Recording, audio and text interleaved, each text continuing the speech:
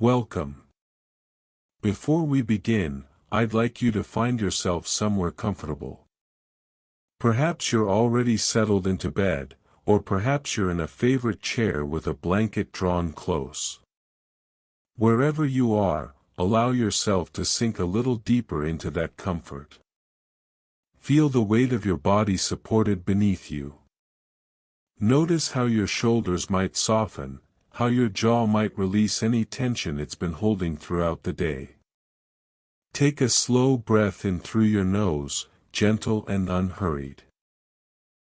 Hold it for just a moment, and then let it go, allowing the day to fall away with it. Do this once more if it feels natural. There's no rush here, no urgency. This is a place where time moves differently, where the only expectation is rest. Tonight, I'm going to tell you about a small coastal inn, tucked against the cliffs where England meets the sea. It's winter there, deep winter, the kind where nights stretch long and darkness falls early. But inside this inn, there is warmth. There is light. There is the quiet presence of a hearth fire that never quite goes out, tended by hands that have learned its rhythms across many years. We're going to spend time in that inn tonight. We're going to follow the innkeeper through his evening routines, watch as travelers arrive seeking shelter from the cold, and settle ourselves by the fire alongside them. There won't be any danger here, no sudden frights or urgent matters. Just the gentle unfolding of an evening by the sea, the crackle of burning wood, and the reassuring knowledge that walls and warmth stand between us and the winter wind. So close your eyes if you haven't already. Let your breathing find its own easy rhythm. And let yourself be carried to that place where the inn stands waiting, its windows glowing softly against the gathering dark. The inn stood at the end of a narrow coastal road, where the land gave way reluctantly to stone and sea. It was not a grand establishment, nor did it aspire to be. Its walls were thick gray stone, weathered by decades of salt wind, and its roof was slate that gleamed dully when rain touched it. 3 windows faced the road, their glass mullioned and slightly uneven with age, and above the door hung a painted sign that creaked on its iron bracket when the wind came from the east. The sign bore the image of a ship's anchor, painted in faded blue, and beneath it, in letters that had been retouched more than once over the years, the words, "The Anchor's Rest." It was early evening when our attention turns there, the 5th of January in the year 1887. The Christmas season had passed, leaving behind a particular quality of quietness that always seemed to settle over coastal places once the festivities ended. The days were short. Darkness came before 5 o'clock, arriving not suddenly but in gradual degrees, the gray afternoon light thinning and fading until lamps became necessary. Inside the inn, Thomas Weatherby moved through the common room with the practiced efficiency of a man who had performed these same tasks for the better part of 30 years. He was 62 years old, though he might have passed for either older or younger depending on the light and the observer.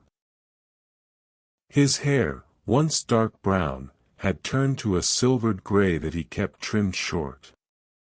His face was weathered in the way of men who spend their lives near the sea, with lines at the corners of his eyes and a certain permanent squint that came from looking out over bright water.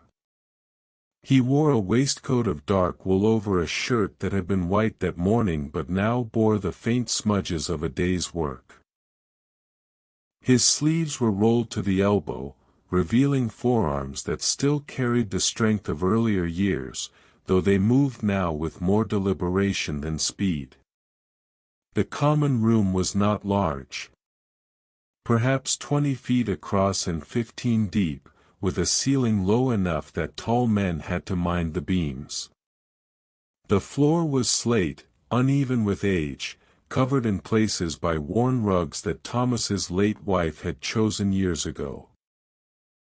Against the far wall stood the hearth, built of the same grey stone as the inn's exterior, its opening large enough that a man might stand inside it if he crouched slightly.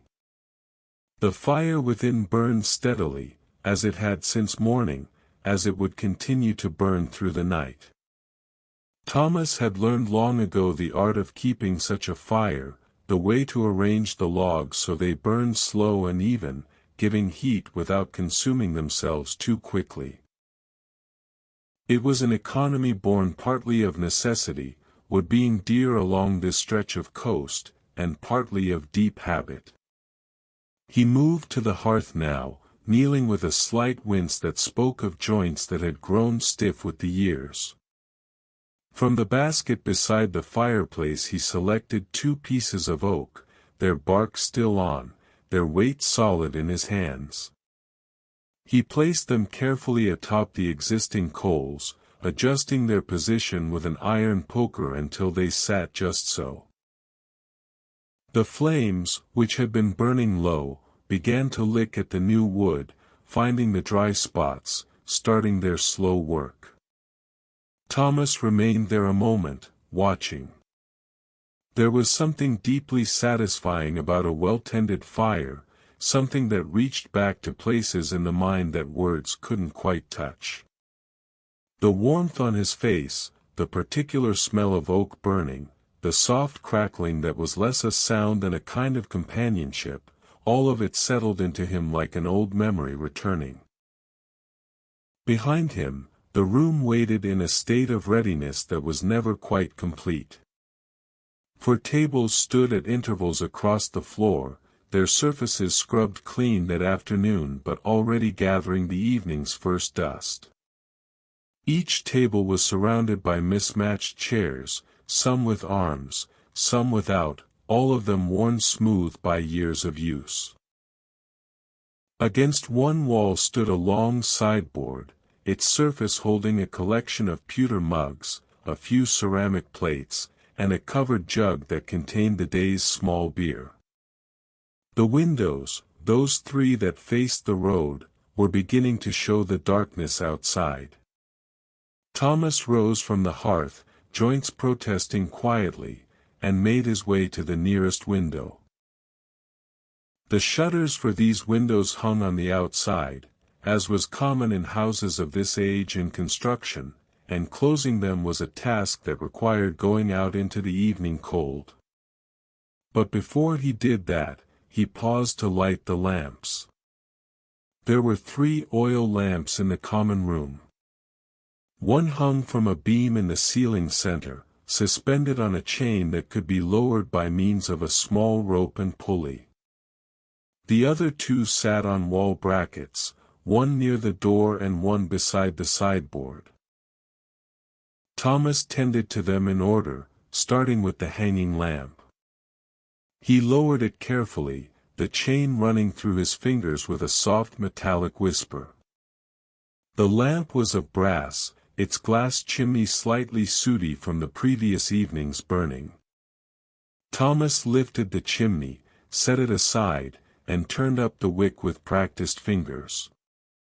From his waistcoat pocket he produced a match, struck it against the rough stone of the hearth, and touched the flame to the wick.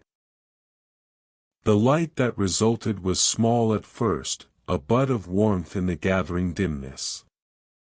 But as Thomas adjusted the wick, it grew steadier, brighter, until it cast a circle of golden light that pushed back the shadows. He replaced the chimney, raised the lamp again until it hung at its proper height, and moved on to the next. The ritual of lighting lamps was one Thomas had performed thousands of times, so many that his hands moved through it without requiring conscious thought. Yet there remained something meditative in the act, a kind of marking of the day's transition from afternoon to evening, from the time of labor to the time of rest. With all 3 lamps burning, the common room took on a different character. The darkness outside the windows became more complete by contrast, making the walls seem to draw closer, the space more intimate. The fire's glow, which had seemed adequate in the gray afternoon light, now became merely one source of illumination among others, though no less important for that. Thomas made his way to the door, lifted the latch, and stepped out into the evening. The cold struck him immediately, a salt-edged wind that came off the water and found every gap in his clothing. He pulled the door shut behind him to keep the warmth inside and turned his attention to the shutters. The sky still held a trace of light in the west, a band of pale gray that separated sea from heaven, but the rest had gone dark. Stars were beginning to appear, faint and distant, their light reaching across unimaginable distances to touch this small stretch of English coast. Below, invisible in the darkness, the sea moved against the rocks with a steady rhythm that never ceased, a sound so constant that those who lived here learned not to hear it consciously, though it remained always at the edge of awareness. Thomas reached for the first shutter, its wood cold and slightly damp under his fingers. The hinges protested with a small squeal as he drew it closed, and he made a mental note to oil them come morning. The shutter on the opposite side came next, and then he moved to the second window, and then the third, until all were closed and latched from the outside. The inn now presented a closed face to the night, all except for the narrow bands of light that escaped around the edges of the shutters, thin golden lines that stood out against the dark wood. Anyone traveling the coast road would see those lines and know that warmth and shelter waited within. Thomas returned inside, closing the door behind him and dropping the heavy wooden bar into its brackets. The inn was now secured for the evening, sealed against the wind and weather, a small fortress of warmth and light in the winter darkness. He stood for a moment, letting his eyes adjust again to the lamplight, letting the warmth seep back into his fingers. The common room, now fully illuminated and shuttered, felt different than it had even moments before. It felt contained, complete, a world unto itself. From somewhere above came the faint creak of floorboards. That would be Mrs. Hadley, the widow who helped with the heavier cleaning and the washing. She lived in the village, a mile down the road, but during the winter months she often stayed in one of the upstairs rooms rather than walk home in darkness. She would be preparing the guest rooms now, ensuring that beds were made with clean linen, that chambers' pots were emptied and scrubbed, that everything was ready should travelers arrive. Thomas moved to the sideboard and began his next task, the preparation of the evening's simple supper. The inn did not serve elaborate meals. That was work for coaching inns and establishments in towns, places with proper kitchens and staff.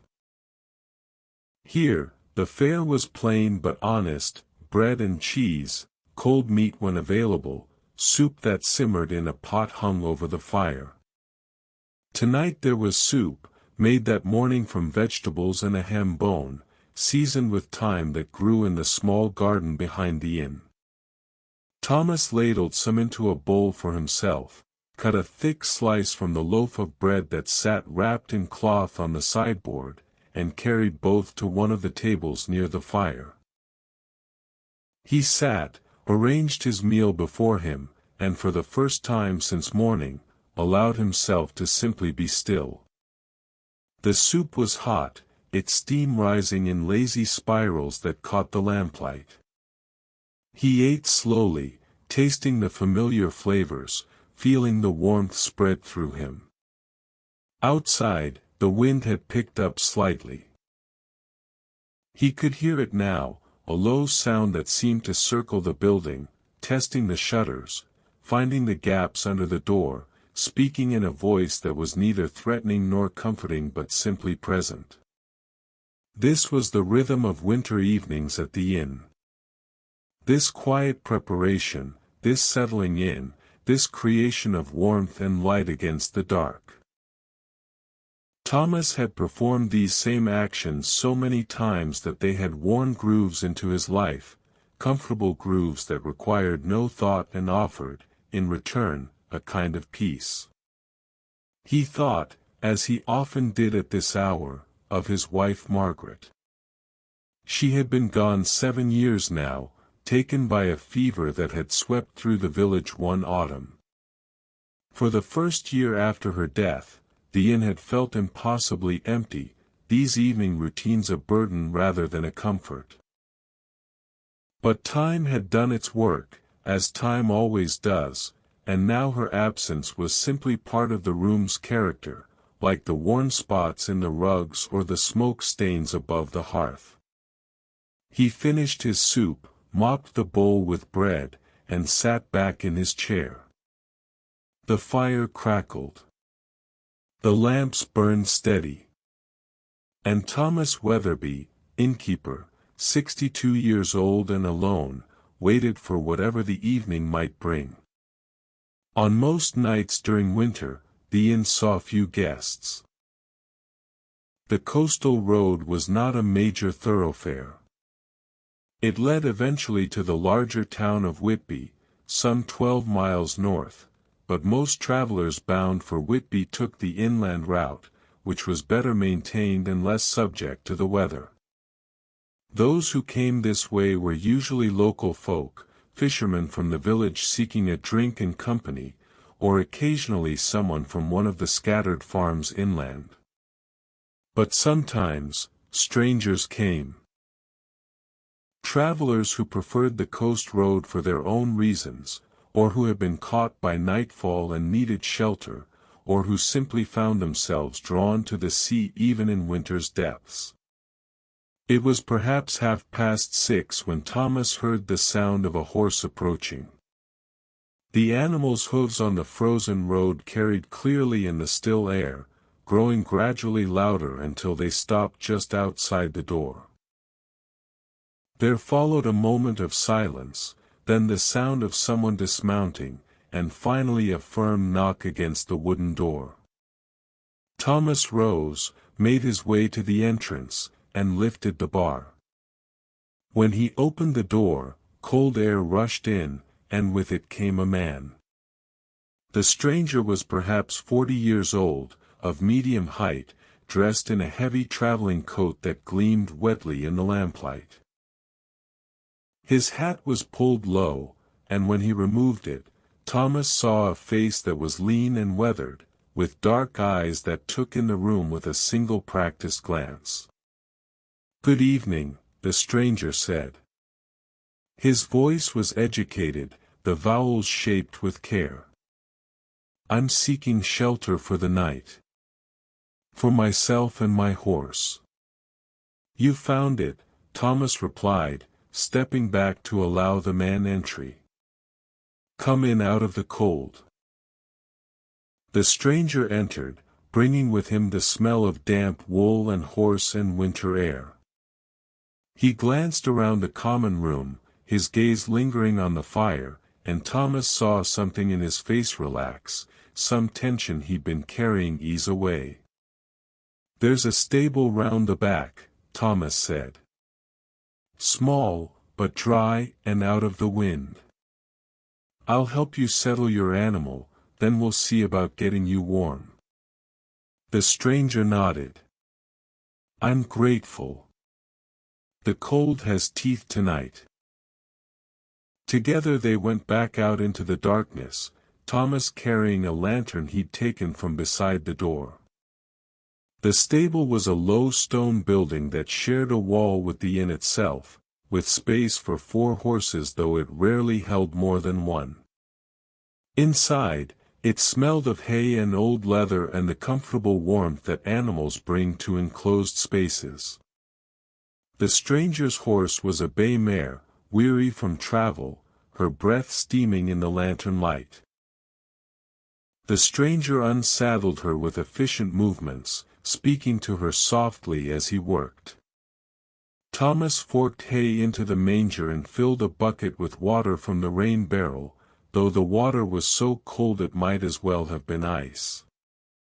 "She'll do well enough here," Thomas said, hanging the lantern on a hook. "Warmer than outside, at any rate." The stranger ran a hand down the mare's neck. "She's carried me faithfully today. I'm glad to give her rest." They returned to the inn, shutting and barring the stable door behind them.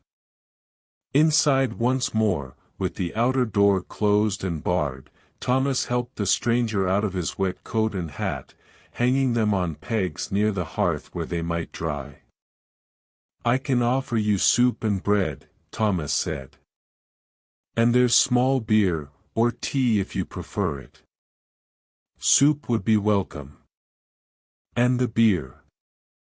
The stranger moved toward the fire, holding his hands out to its warmth. "I'm John Harrow. I've been traveling from York. Thomas Weatherby. I keep this inn." Thomas ladled soup into a fresh bowl, cut more bread, and brought it to the table nearest the fire.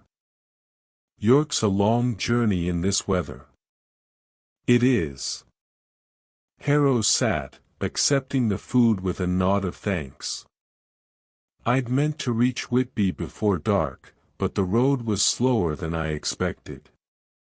When I saw your light, I counted myself fortunate." Thomas poured beer from the jug on the sideboard, filling 2 pewter mugs. He set one before Harrow and kept the other for himself, settling into the chair opposite. It was not his usual custom to sit with guests, but there was something about winter evenings and firelight that made such formality seem unnecessary. Harrow ate with the focused attention of a hungry man, but not with unseemly haste. Between mouthfuls, he glanced around the room, taking in its details with what seemed like genuine interest rather than mere curiosity. "How long have you kept this inn?" he asked. 30 years, come spring," Thomas replied. "My father kept it before me, and his father before that. It's been in our family since it was built." "And when was that?" 1747, according to the date carved above the door. Though parts of it are older. The cellar stones, some think, might have been here since Cromwell's time, perhaps earlier. Harrow nodded slowly. "There's a weight to old places. A feeling of continuity." "There is that," Thomas agreed. They sat in comfortable silence for a while, the fire crackling, the lamps burning steady. Outside, the wind had picked up further, and now rain began to patter against the shutters, a sound like small fingers tapping for entry. "You're fortunate to have shelter tonight," Thomas observed. "The rain will turn to sleet before morning, if I know this coast." "I'm grateful for it." Harrow finished his soup and sat back, holding the mug of beer between his hands. "Tell me, do you get many travelers through here in winter?" "Few enough. Most prefer the inland road. But there are always some who come this way. And the village folk, of course, though they're more likely to stay home these dark months." "It must be quiet then." "It is. But quiet has its own companionship, once you grow accustomed to it." Harrow looked at him with interest. "That's an unusual way to phrase it." Thomas smiled slightly. "I've had years to grow accustomed." The conversation continued in this vein, unhurried and unforced, touching on various topics without dwelling too long on any. Thomas learned that Harrow was a solicitor, traveling to Whitby on business related to a property settlement. Harrow learned that Thomas had never married until he was 35, that his wife had died 7 years past, that he had no children. These facts were exchanged not as confidences but as simple information, the kind of thing strangers might share when circumstance brought them together. There was no attempt at intimacy, no pressing for details beyond what was freely offered. It was companionship of a particular sort, the kind that could exist between men who knew they would likely never meet again, and who were therefore free to be simply themselves. As the evening deepened, Mrs. Hadley appeared at the foot of the stairs. She was a woman of perhaps 55, stout and practical, with grey hair pinned severely back and hands that were never quite still. "The room is ready, Mr. Weatherby," she said. "I've put warming pans in the bed and set fresh candles." "Thank you, Mrs. Hadley." Thomas turned to Harrow. "When you're ready, she'll show you up." But Harrow was in no hurry. He settled more comfortably in his chair, accepted another measure of beer, and seemed content to sit by the fire and let the warmth soak into him. Mrs. Hadley, seeing he was not yet ready for bed, nodded and withdrew back up the stairs to her own room. The rain continued its soft percussion against the shutters. The fire burned on. And the two men sat in that particular silence that needs no filling, each occupied with his own thoughts, yet aware of the other's comfortable presence. It was close to 9 o'clock when Harrow finally stirred. "I should retire," he said. "The road will be waiting tomorrow, and I'd best meet it with what rest I can manage." Thomas rose with him, taking up a candle from the sideboard. "I'll show you to your room." They climbed the narrow stairs, their footsteps creaking on the old wood. The upper floor held 4 guest rooms and Mrs. Hadley's chamber. Thomas led Harrow to the room at the far end, the largest and most comfortable.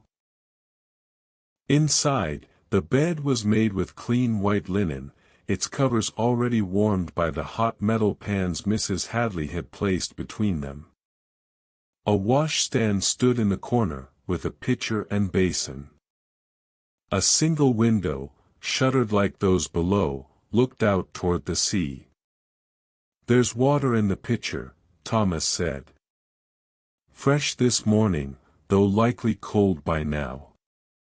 Chamber pot beneath the bed. If you need anything, I'll be below for another hour or so." "This will do admirably," Harrow said. "Thank you for your hospitality."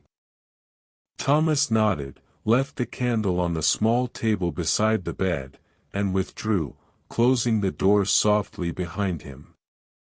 He descended the stairs again and returned to the common room.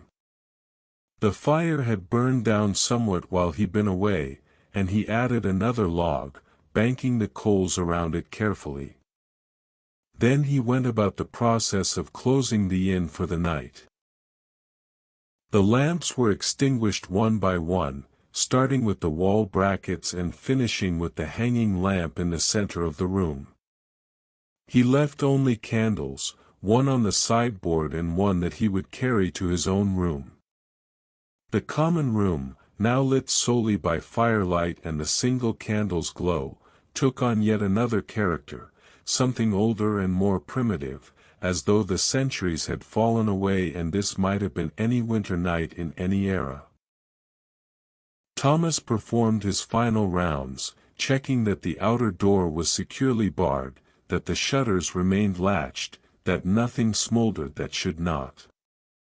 He climbed the stairs once more, noting that light no longer showed beneath Harrow's door or Mrs. Hadley's. The inn was settling into sleep. His own room was small, behind the kitchen on the ground floor, a space that had once been a pantry but which he'd converted after Margaret's death. It held a narrow bed, a chest for his few possessions, and a single chair. A small window, south-facing, looked out toward the garden, though now with the shutters closed there was nothing to see. He undressed slowly, folding his clothes with care, and lay down beneath wool blankets that smelled faintly of lavender. The fire in the common room would burn all night, never quite going out, ready to be built up again come morning. It was one of the continuities that marked the rhythm of his life, that fire, its maintenance and tending, its reliable presence. Outside, the rain had indeed turned to sleet, just as he'd predicted. He could hear it now, a harder sound than rain, rattling against the shutters like grains of rice thrown by an invisible hand. But the walls were thick, the roof sound, and inside all was warm and dry. Thomas closed his eyes, feeling sleep begin to gather at the edges of his mind. His last conscious thought was of the stranger upstairs, sleeping in a bed that had held hundreds of travelers over the decades, and of the continuity of this place, this inn, standing as it had stood for generations against the winter sea. The night deepened around the anchor's rest, wrapping it in darkness and weather, while within, 3 people slept their separate sleeps, safe in the knowledge that walls stood between them and the cold. Morning arrived not with suddenness but with the gradual reluctant quality that winter mornings possess along the coast. The darkness thinned by degrees so slow as to be almost imperceptible, the black becoming charcoal, then gray, then a pale thin light that seemed to come from nowhere in particular and everywhere at once. Thomas woke as he always did, without need of any clock or summons, his body attuned to rhythms established over decades. The room was cold, his breath visible in the air, and he lay for a moment beneath the blankets, gathering himself before facing the chill. Outside, the sleet had stopped sometime in the night's later hours, leaving behind a silence that felt almost solid in its completeness. Even the sea seemed quieter than usual, its voice muted, as though it too were reluctant to fully wake. He rose at last, dressing quickly in the dim light, pulling on the same wool trousers and shirt he'd worn the day before, the same waistcoat. His hands were stiff with cold as he fastened the buttons, and he flexed his fingers several times, working warmth back into them. The common room, when he entered it, retained some measure of heat from the night's fire, though not much. The embers in the hearth still glowed faintly, a dull red buried beneath grey ash, and Thomas's first task was always to revive them. He knelt before the fireplace, feeling the familiar protest in his knees, and carefully scraped away the top layer of ash, revealing the living coals beneath. These he arranged with the poker into a small concentrated pile, then added kindling from the basket, dry twigs and small pieces of split wood that caught quickly once placed near enough to the heat. The kindling smoked first, then began to flame, small tongues of fire licking upward. Thomas added larger pieces, building the fire in layers, each new addition carefully placed to maximize airflow and heat. It was work that required patience, attention, and a kind of intuitive understanding that came only from long practice. Within perhaps 15 minutes, the fire was burning properly again, its warmth beginning to spread outward into the room. Thomas remained beside it a while longer, hands extended, letting the heat work into his bones before he moved on to his next tasks. The lamps needed to be cleaned. The chimneys had accumulated soot overnight, and if left untended they would smoke and give poor light. He took them down one at a time, carried them to the kitchen where better light was available through the east-facing window, and cleaned them with soft cloth and careful attention. The kitchen was a small room, perhaps 8 feet square, with a work table in the center and shelves along the walls holding supplies. There was a smaller fireplace here as well, used for cooking, though Thomas rarely lit it except when preparing larger meals. For most purposes, the hearth in the common room sufficed. He worked methodically, cleaning each lamp chimney until it was clear and bright, trimming the wicks, ensuring the oil reservoirs were filled. It was quiet work, the kind that allowed the mind to wander, and Thomas found his thoughts drifting to small things: the need to order more lamp oil before the month ended, the hinge on the gate that wanted mending, the letter he should write to his cousin in Durham though he'd been putting it off for weeks. When the lamps were tended to, he set about preparing breakfast. This was simple fare, as all meals at the inn were simple.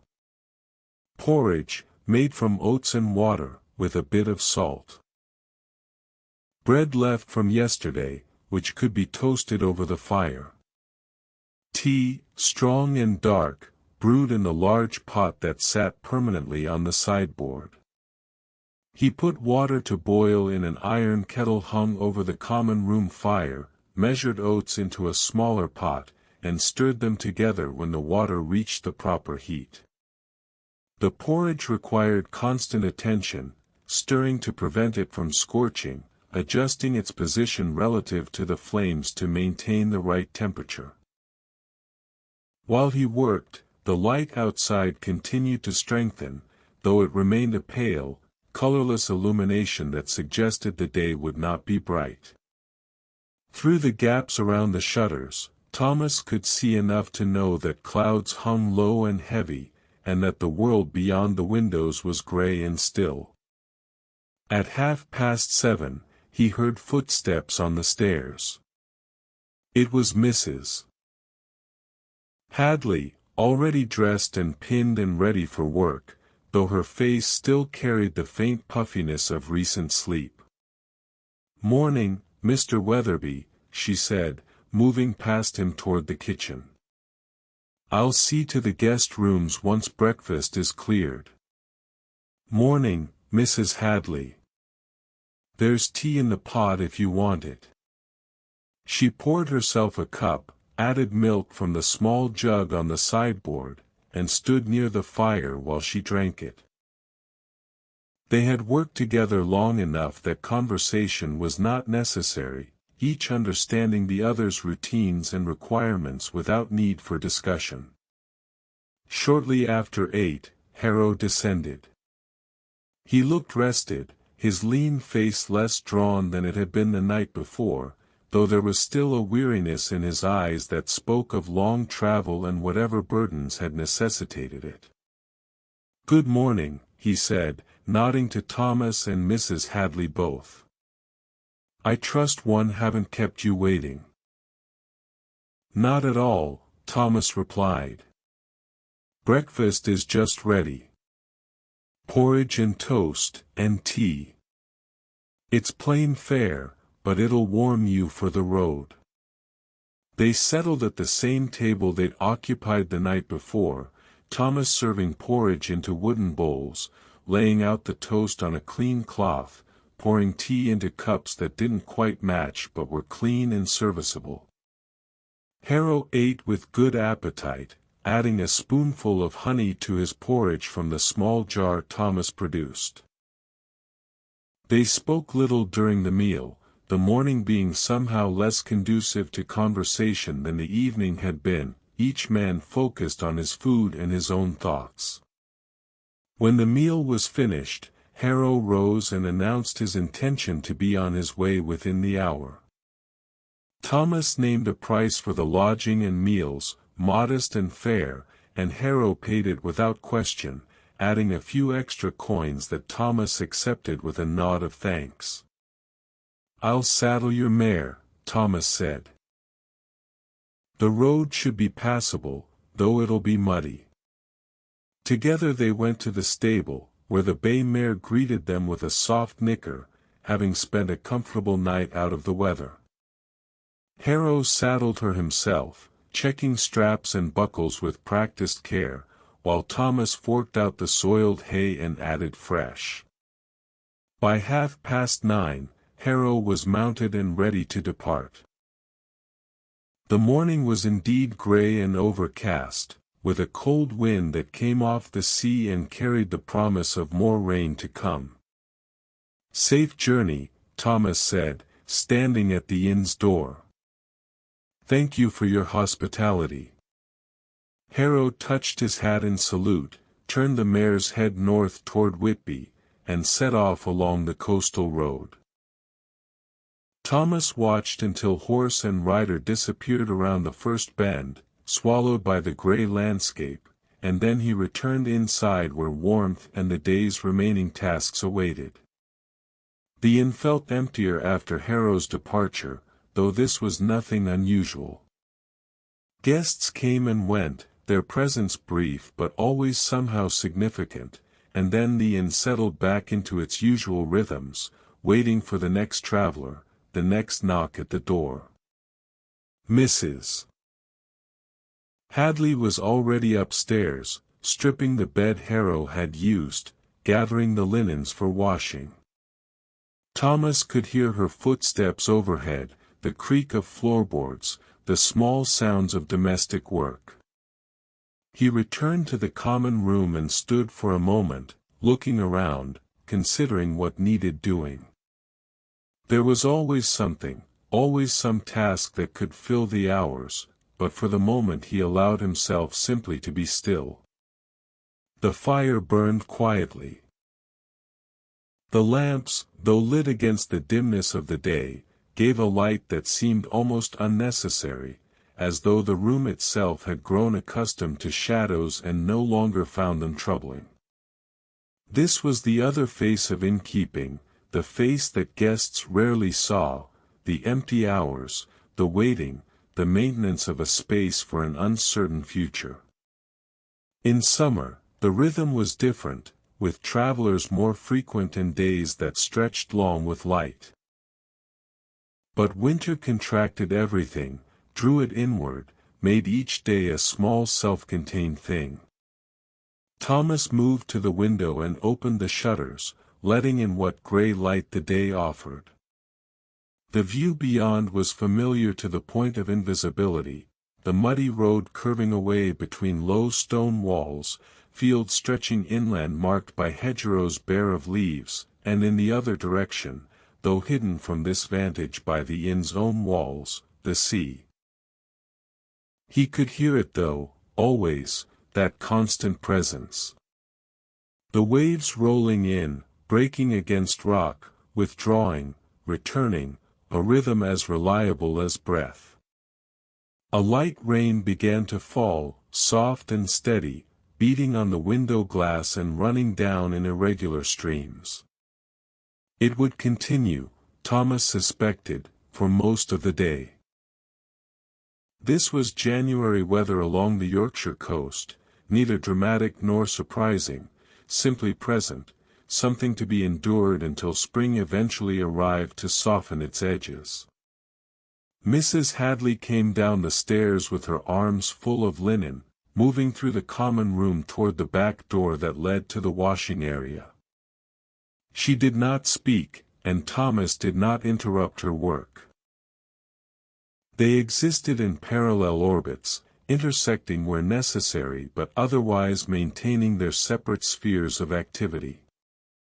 Thomas turned from the window and began his own work, sweeping the floor, wiping down the tables, checking the store of firewood and finding it adequate for perhaps 2 more days. There was wood enough in the lean-to behind the inn to last the winter, but it needed to be brought in regularly, and that was work that required choosing a moment when the rain eased. The morning passed in this fashion, marked not by events but by the slow accumulation of small tasks completed. The fire was tended. The lamps were adjusted. The tables were set to rights. The floor was swept. Each action flowed into the next without particular thought or attention, the work of hands that knew their business. Around noon, Thomas prepared a simple dinner for himself and Mrs. Hadley, bread and cheese, with ale to wash it down. They ate at separate tables, she by the fire, he near the window, each respecting the other's preference for quiet during meals. After dinner, Mrs. Hadley announced her intention to return to the village. The rain had eased somewhat, and she wanted to be home before dark.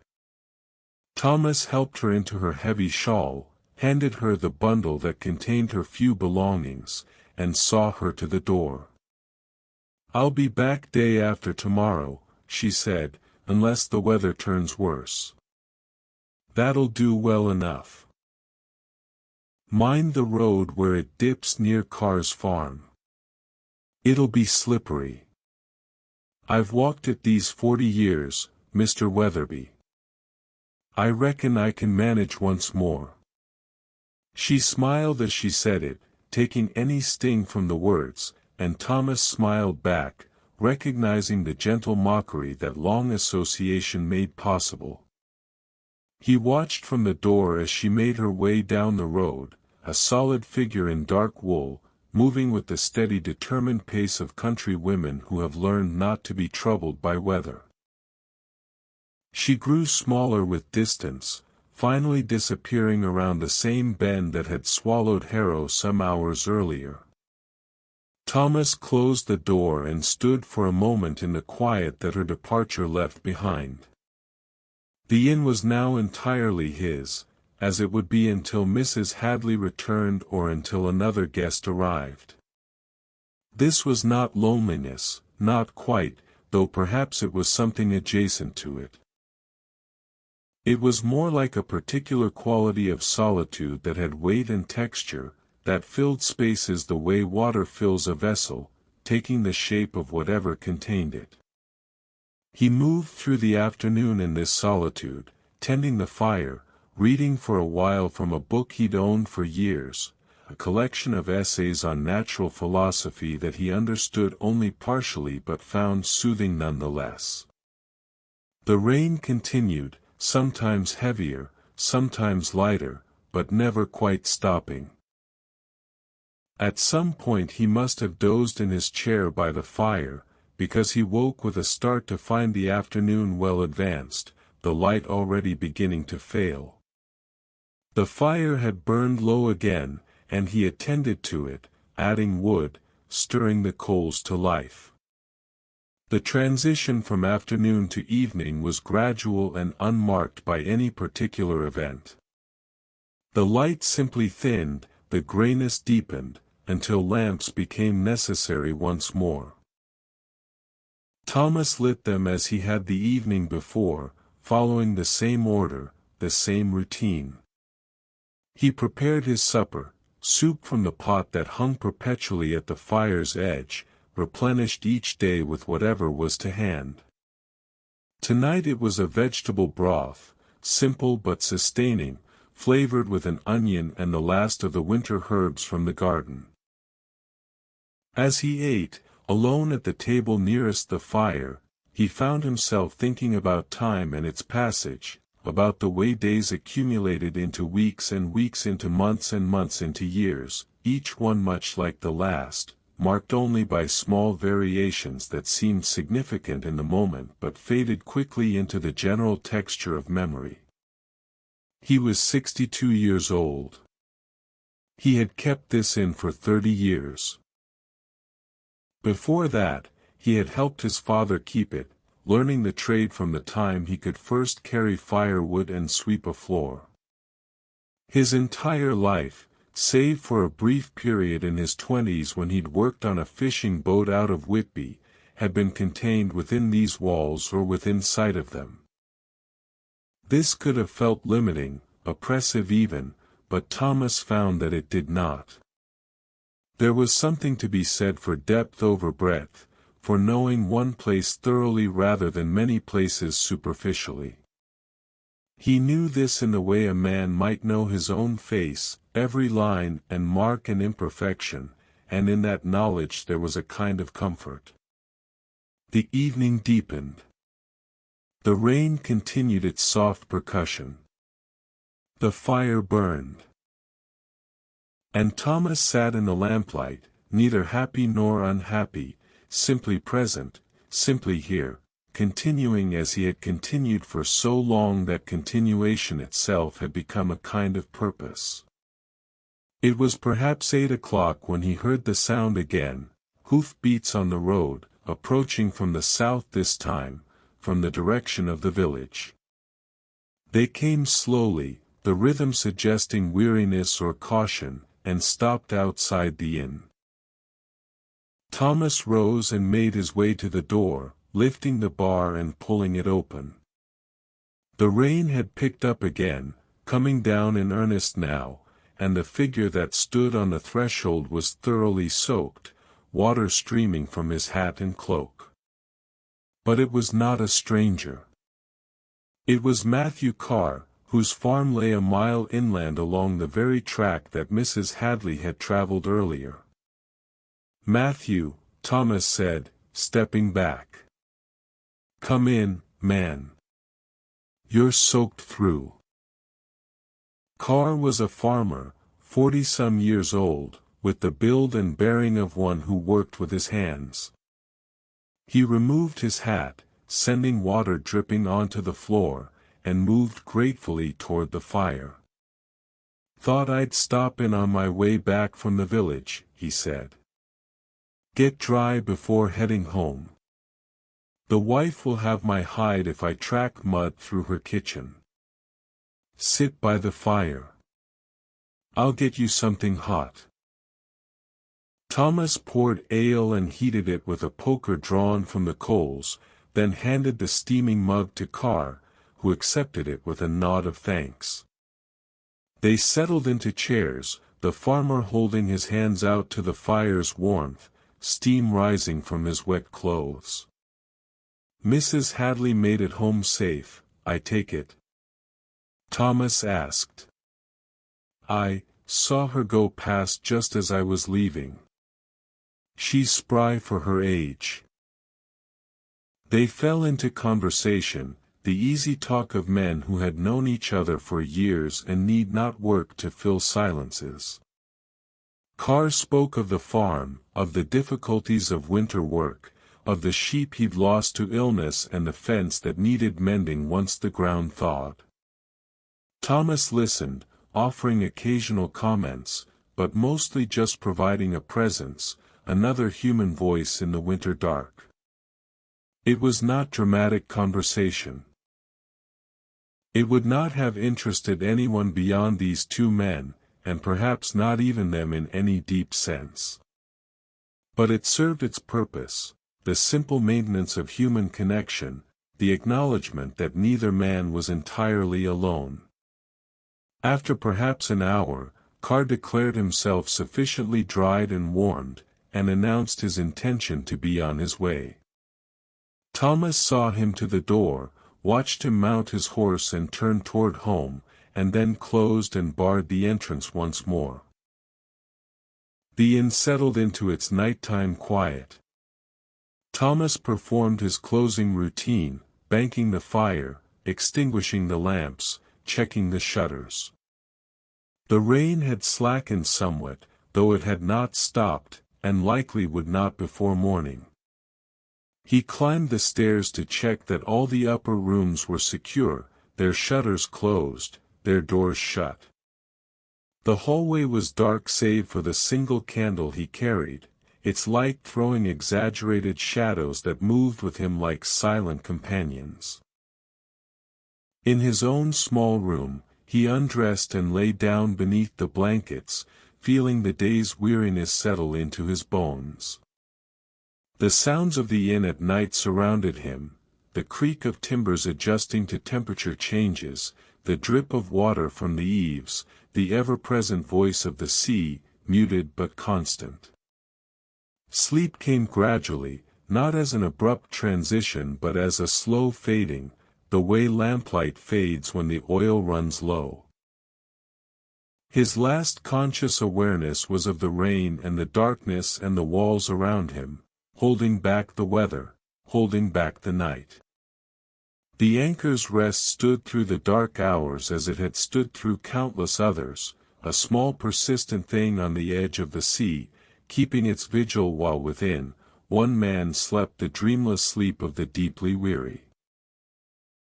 Morning would come again in its own time, neither early nor late, and with it would come the same routines, the same tasks, the same quiet continuations that marked the rhythm of this place and this life. The following days fell into a pattern that varied only slightly from what had come before. Rain gave way to fog, which gave way to brief clear spells that allowed the sun to show itself weakly through high cloud, which gave way in turn to more rain. The temperature hovered just above freezing, cold enough to stiffen the mud but not cold enough to freeze it solid. Thomas moved through these days with the steady patience that long practice had taught him. Each morning he woke in darkness, rose into cold, rekindled the fire that had burned low but never quite died. Each day he performed the small necessary tasks that kept the inn functioning. Tending fires, cleaning lamps, preparing simple meals, maintaining the fabric of the building against the constant assault of weather and time. Guests came occasionally. A traveler caught by nightfall. 2 fishermen from the village seeking warmth and companionship on an evening when the sea had been too rough for their boats. A peddler with a cart full of goods, stopping for a night on his circuit through the coastal settlements. Each visitor brought their own brief presence into the inn, their own stories and concerns, and then departed, leaving the space to settle back into its usual quietness. Thomas greeted them all with the same even courtesy, neither effusive nor cold, and provided what hospitality the inn could offer. Mrs. Hadley came and went according to her schedule, appearing every second or third day to tend to the heavier work, to change linens and scrub floors and maintain the guest rooms in a state of readiness. She and Thomas had long since established a working relationship that required few words, each understanding what needed doing and doing it without fuss. On the morning of the 10th of January, Thomas stood at the window of the common room, looking out at a day that was marginally brighter than those that had preceded it. The clouds were higher, thinner, and between them showed patches of pale blue sky. The wind had shifted around to the south, bringing with it a slight moderation in temperature. It was the kind of day that suggested, however tentatively, that winter would not last forever, that somewhere beyond the gray and the cold, spring waited, patient and inevitable. Thomas decided to use the better weather to attend to outdoor tasks that had been accumulating. The woodpile needed reorganizing, with the driest pieces brought forward for immediate use. The path from the road to the door wanted fresh gravel where the rain had washed it away. The shutters, all of them, needed their hinges checked and oiled. He worked through the morning, moving methodically from task to task, taking his time. His body protested in various small ways, the stiffness in his knees, the ache in his lower back, the way his hands didn't quite grip as firmly as they once had, but these were familiar complaints, old friends in their way, and he accommodated them without particular concern. The work was satisfying in the simple way that physical labor can be when it produces visible results. The woodpile, properly stacked, looked orderly and sufficient. The path, newly graveled, showed clean and purposeful. The shutters, oiled, moved more smoothly and quietly. By midday he was ready for a rest, and he went inside to prepare dinner. The common room was warm, the fire having been built up before he went out, and he stood near it for a while, letting the heat work into his cold hands and face.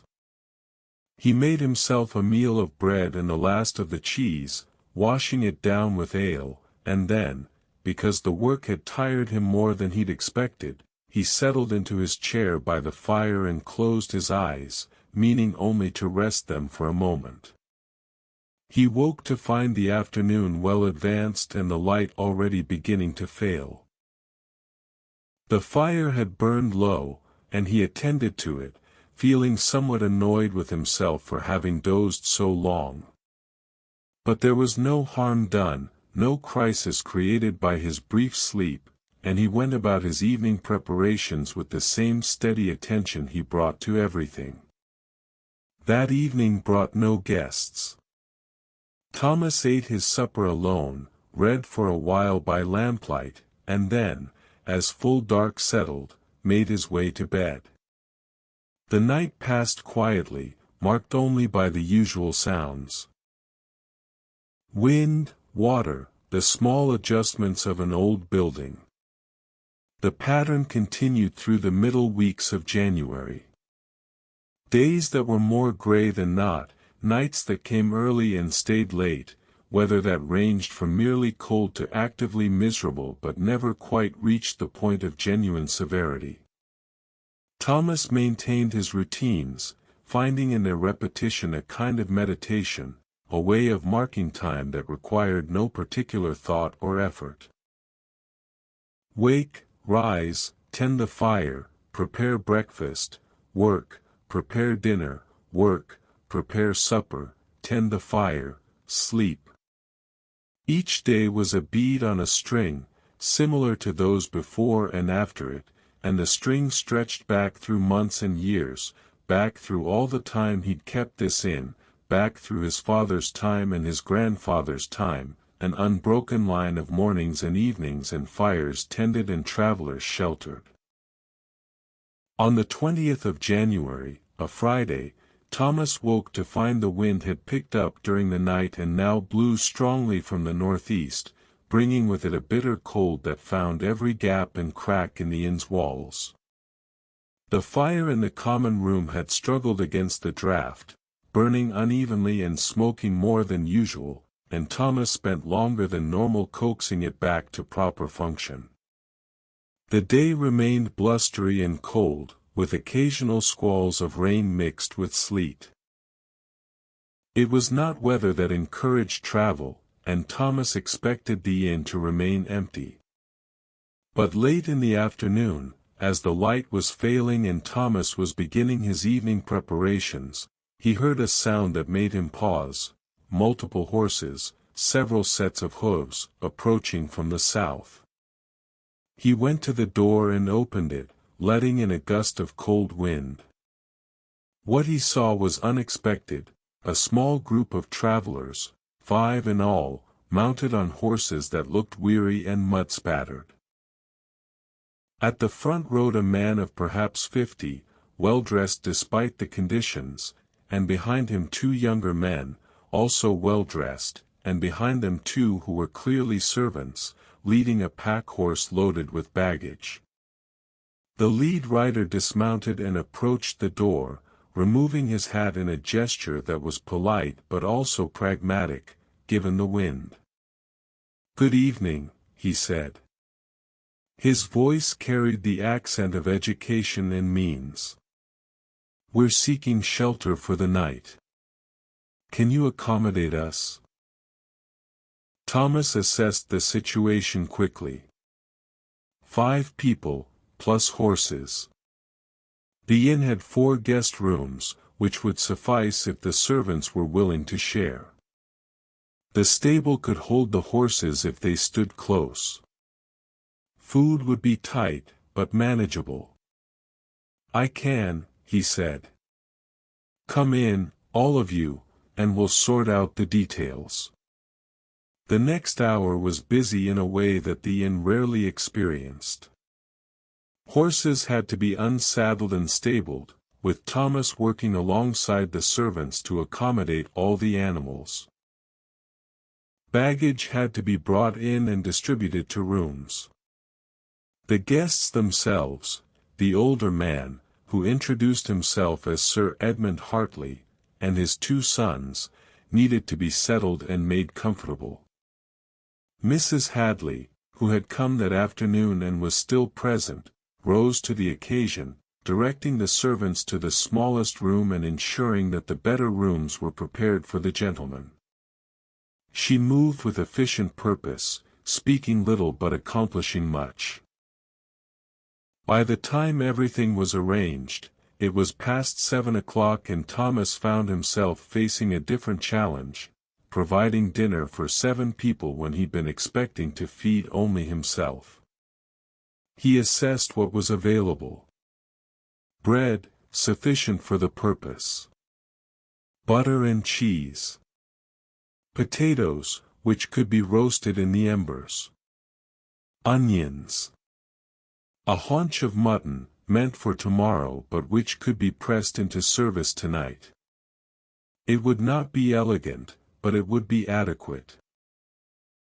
He set about the work, with Mrs. Hadley assisting. The mutton was set to roast on a spit over the fire. The potatoes were wrapped in wet cloth and nestled in the hot coals. Bread was sliced, butter set out, cheese arranged on plates. Ale was poured, tea brewed for those who preferred it. The common room, which had been nearly empty for days, now felt crowded and alive. The guests gathered around the fire, talking among themselves, their voices filling the space with a kind of energy that was both welcome and slightly overwhelming after so much quiet. Sir Edmund proved to be a man of considerable presence, accustomed to having his words attended to and his needs met. But he was not unkind, and he expressed genuine appreciation for the shelter and the food, however simple. "We'd hoped to reach Whitby before dark," he explained to Thomas, "but the road proved more difficult than expected. We're fortunate to have found your inn." "You're welcome to it," Thomas replied. "Though I fear the accommodations are modest by your standards." "Modest accommodations are preferable to sleeping in a ditch," Sir Edmund said, and smiled. "We'll manage admirably." The meal, when it was ready, was served at the largest table, with all the guests seated together. Thomas and Mrs. Hadley ate at a separate table, as was proper, but the room's size meant they were close enough to hear the conversation. The talk ranged over various topics, business matters that Sir Edmund and his sons were travelling to conclude, the state of the roads, the severity of the winter, politics in London. Thomas listened without particularly attending, the words washing over him like water over stones, present but not penetrating. After dinner, Sir Edmund produced cigars and offered them to his sons, who accepted. They smoked near the fire, the blue clouds curling upward toward the dark beams, the smell sharp and foreign in a room more accustomed to pipe tobacco and peat smoke. The servants, having finished their own meal, withdrew upstairs to their shared room. Mrs. Hadley did the same, leaving Thomas alone with the 3 gentlemen. For a time he busied himself with cleaning up after the meal, carrying dishes to the kitchen, wiping down the table. But when he returned to the common room, Sir Edmund gestured to a chair. "Sit with us, if you will," he said. "I'd hear something of this coast and its character." Thomas hesitated, then accepted. It was not his usual practice to sit with guests of this rank, but the invitation had been clear, and there seemed no polite way to refuse. What followed was a conversation that ranged more widely than Thomas was accustomed to. Sir Edmund asked about the inn's history, about the local fishing industry, about the character of the people who lived along this stretch of coast. Thomas answered as best he could, his words careful and measured, aware that he was being assessed in some way, though he could not have said for what purpose. The sons contributed less, content to listen and smoke and let their father lead the conversation. One of them, the younger, looked to be barely 20, with a face that still carried something of childhood softness. The other was perhaps 30, more weathered, with eyes that moved constantly, taking in details. As the evening progressed, Thomas found himself drawn out in ways he had not expected. He spoke of things he rarely put into words. The rhythm of seasons along the coast, the way the sea shaped the lives of those who lived beside it, the particular quality of light that came off the water in different weather. Sir Edmund listened with what appeared to be genuine interest, occasionally asking questions that revealed a keen mind behind the genial exterior. It became clear that this was a man accustomed to drawing information from others, to understanding places and people through careful inquiry. By the time the clock above the mantel showed 11, Thomas was more tired than he'd been in days, worn out not by physical labor but by the sustained effort of conversation with someone who demanded full attention. Sir Edmund seemed to sense this. He rose, announced that he would retire, and thanked Thomas for the evening's hospitality. His sons followed suit, and within minutes the common room was empty save for Thomas himself. He sat for a while in the sudden quiet, letting it settle over him like a familiar blanket. The fire burned low. The lamps guttered. Outside, the wind continued its work, but with less force than earlier, as though even the weather was growing tired. Thomas performed his closing routine, moving through it mechanically, his mind elsewhere. Then he made his way to his small room and lay down, feeling the day's accumulation of effort and attention pressing on him. Sleep came quickly, pulling him under before he could resist, and he knew nothing more until morning light, thin and gray, found its way around the shutters once more. The morning that followed was one of those mornings that seemed to arrive reluctantly, as though uncertain whether it truly wanted to be day at all.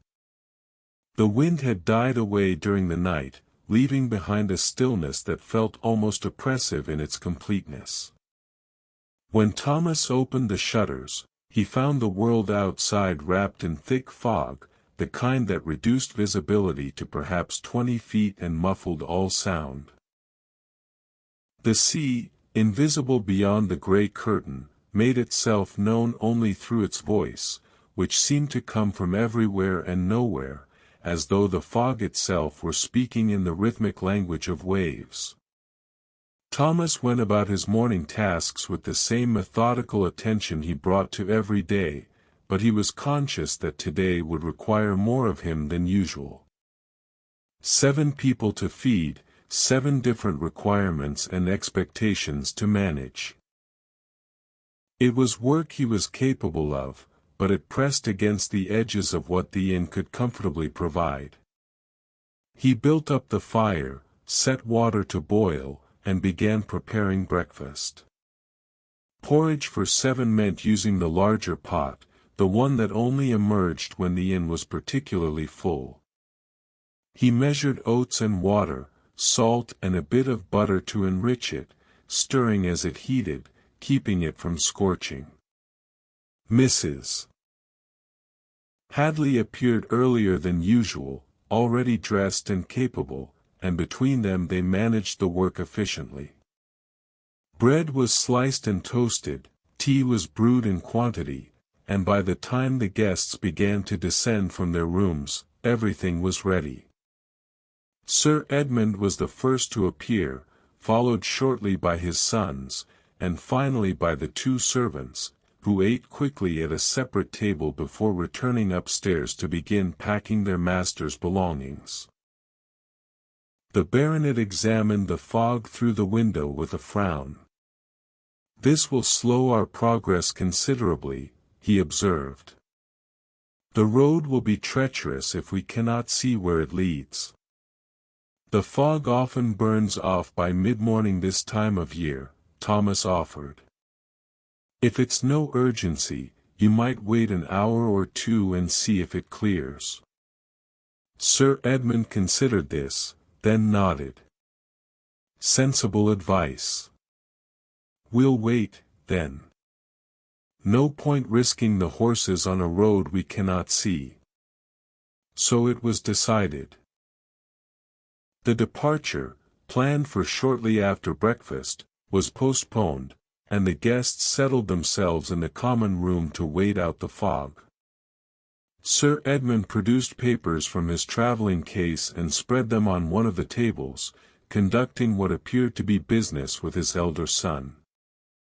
The younger son took a book from his own luggage and sat near the window, reading with focused attention. Thomas and Mrs. Hadley went about their work, she upstairs attending to the rooms, he in the common room maintaining the fire and ensuring the guests wanted for nothing. It was strange to have people present during the day's working hours, to feel observed in tasks that were usually performed in solitude. Around 10 o'clock, as Thomas had predicted, the fog began to thin. It did not lift all at once, but gradually, in stages, first revealing the immediate surroundings, the road, the low stone walls, and then extending visibility further until the fields inland became visible, and finally, with a sudden clearing that was almost dramatic, the sea appeared, grey-green and restless under the overcast sky. Sir Edmund noted the change and announced his intention to depart within the hour. The servants were summoned, final preparations were made, and by 11 o'clock the entire party was mounted and ready. Thomas stood at the door to see them off, accepting Sir Edmund's payment and thanks with the same quiet courtesy he offered all guests. The party turned north toward Whitby, the horses picking their way carefully along the still muddy road, and within minutes they had passed from sight around the coastal bend. The inn, suddenly empty again, felt larger than before, as though the departure of so many people at once had created a vacuum that the space itself had not yet filled. Thomas stood in the common room, looking at the tables where the guests had sat, at the chairs they had occupied, and experienced a curious sensation of displacement, as though he had stepped briefly into some other version of his life and was now returning to the familiar one. Mrs. Hadley's voice from upstairs brought him back to himself.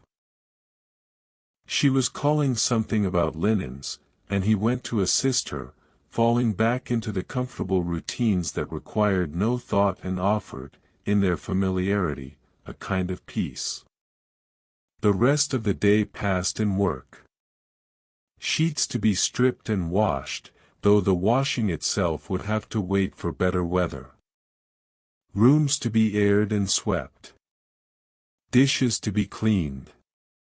The common room to be restored to its usual order.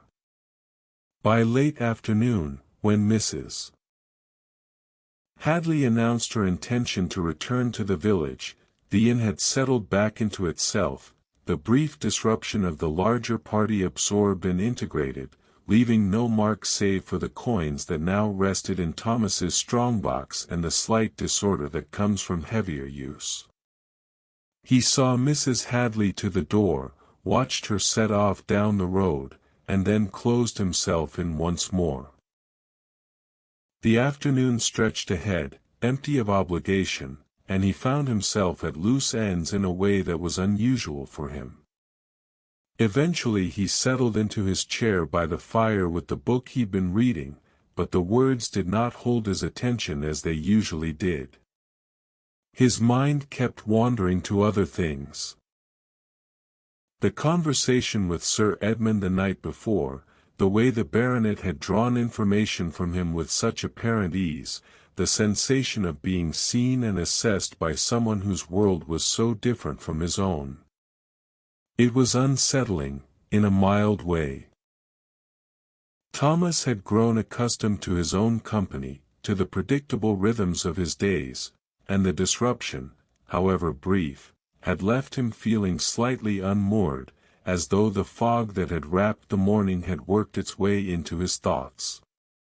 He rose and went to the window, looking out at the afternoon light, which was already beginning to fade though it was barely past 4. The days were lengthening, minutely, imperceptibly, but they would not feel truly longer for weeks yet. Winter still had its grip on the coast, and would not release it easily. The evening came on in its usual gradual way. Thomas lit the lamps, prepared his supper, ate it in silence. No guests arrived. The wind, which had been calm all day, began to pick up again as darkness fell, not strongly, but enough to be noticed, enough to make the shutters creak and the flames in the hearth flutter.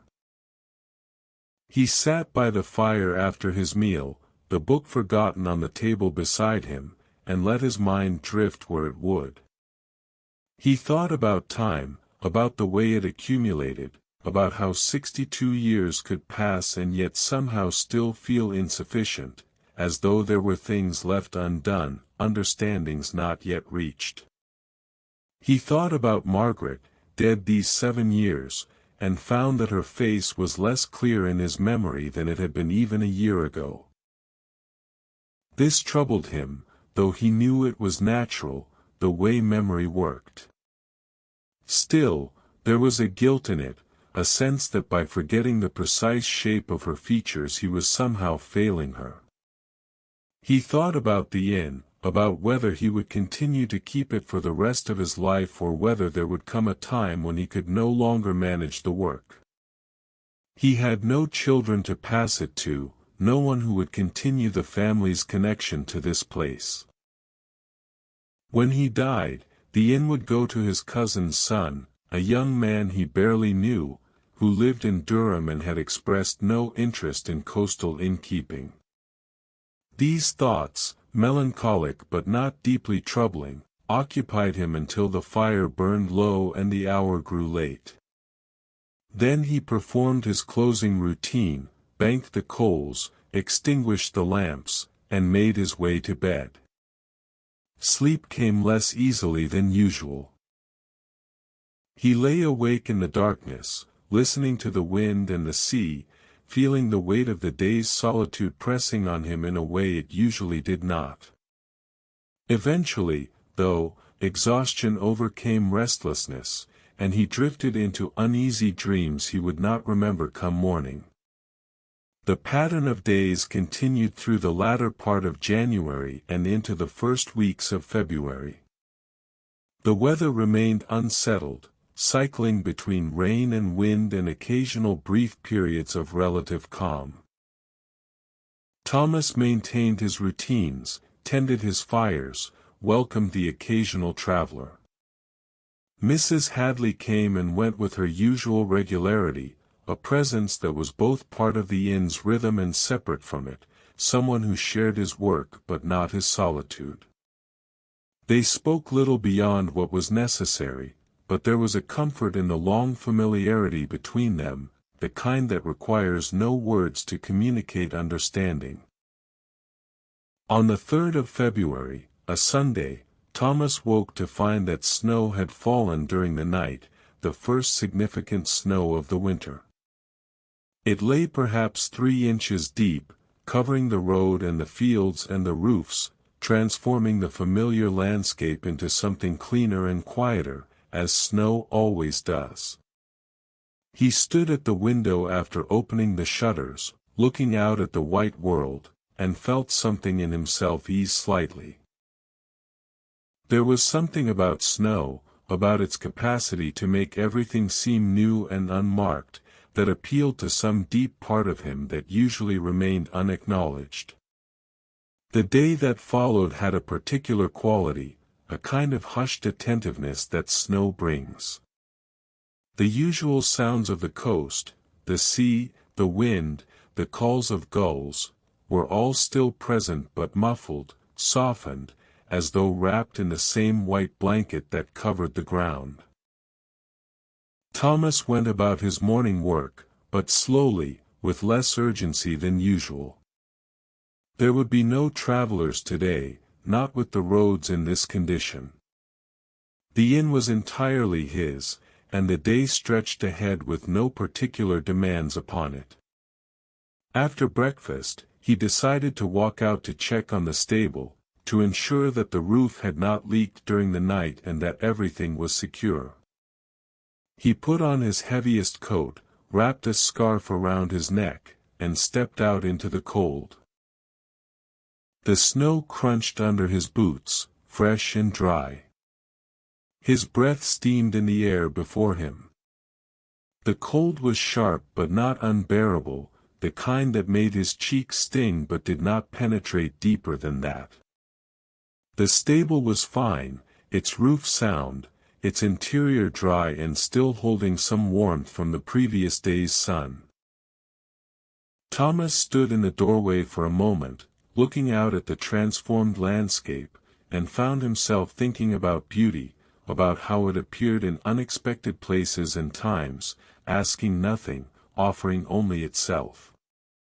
He walked a little further, following the path that led behind the inn toward the garden, though there was nothing to see there now save for snow-covered beds and the bare stems of plants cut back for winter. Beyond the garden, the land rose slightly, and from that vantage he could see the sea, gray and restless, unmarked by the snow that stopped at the shoreline.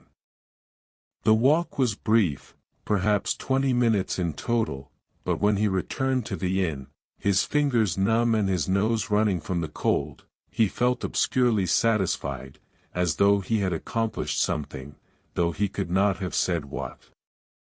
The rest of the day passed in the warm common room.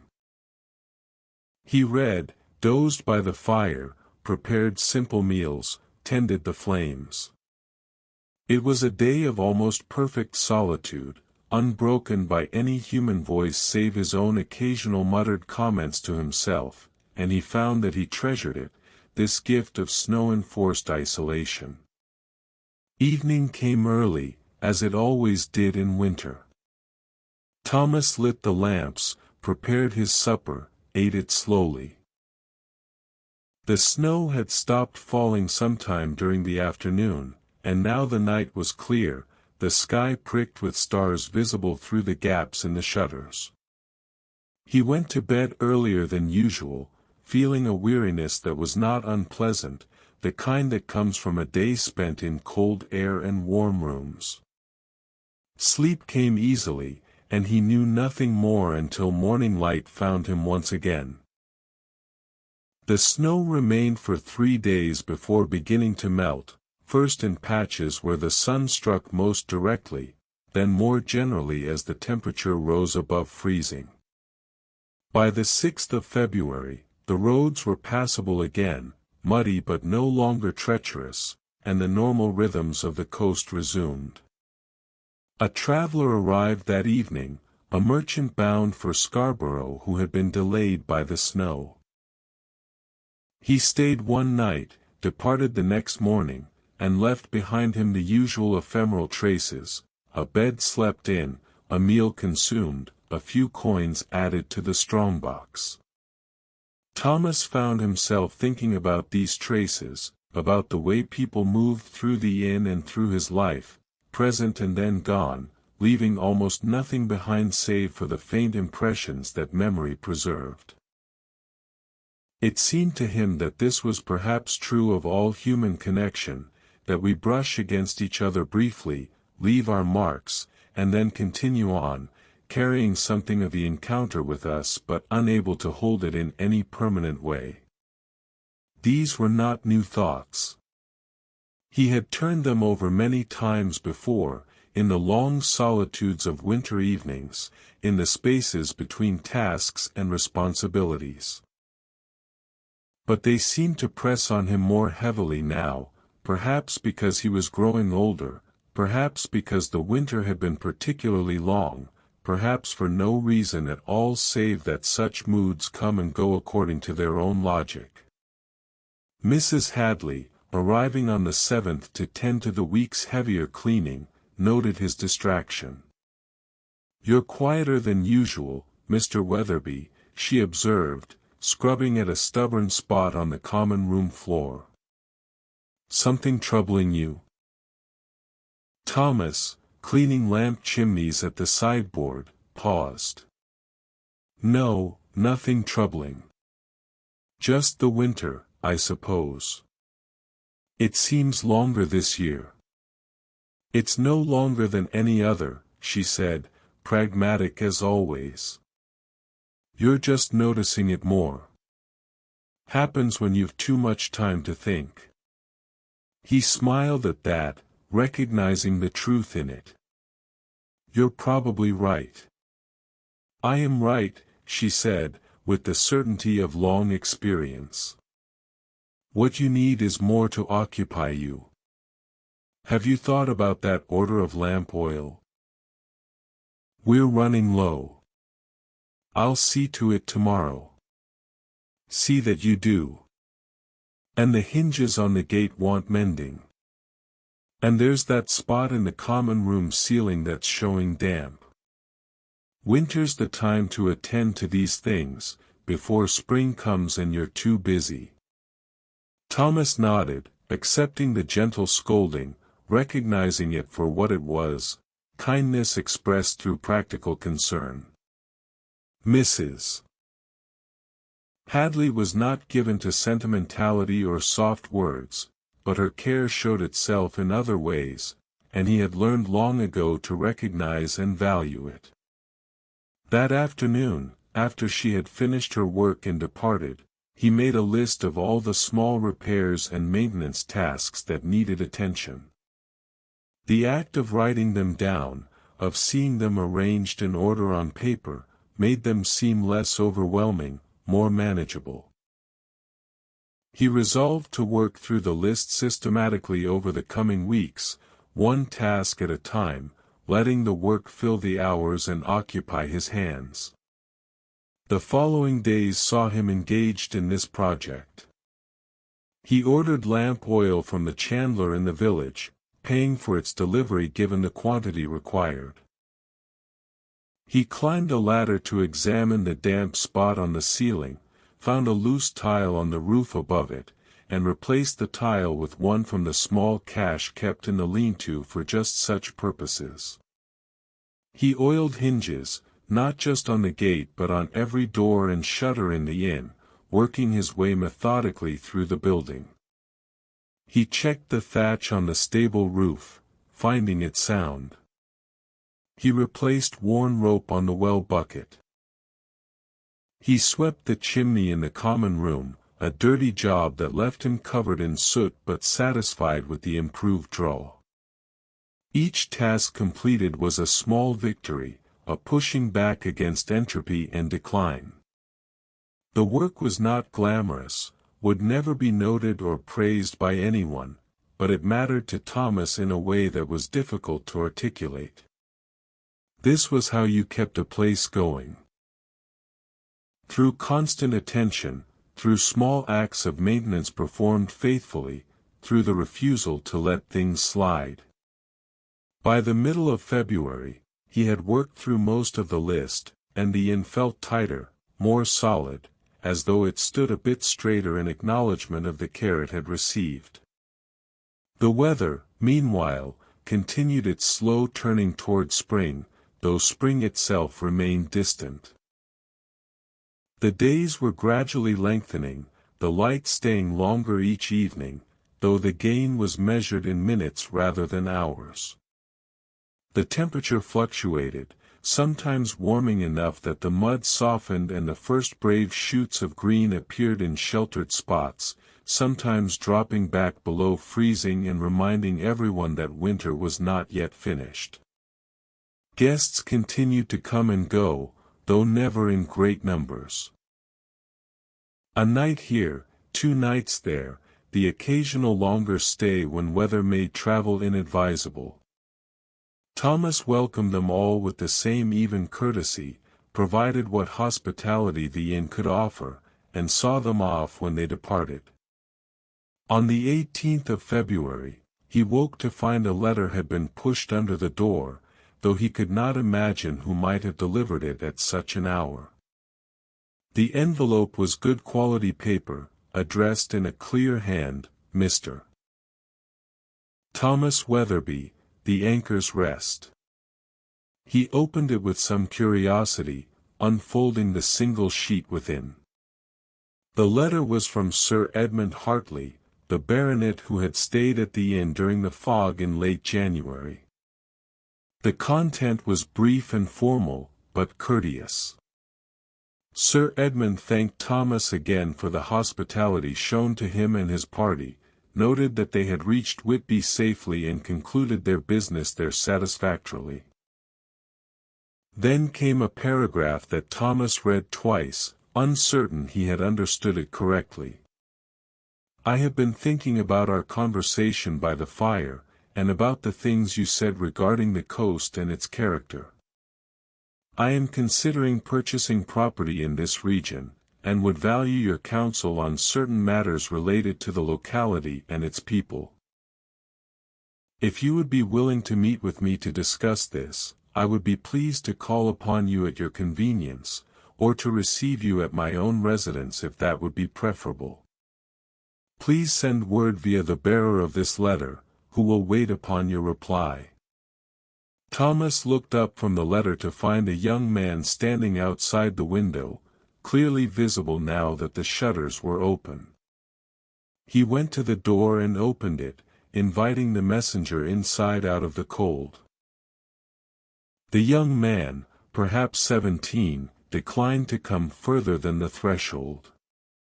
I'm to wait for a reply, sir, if you have one.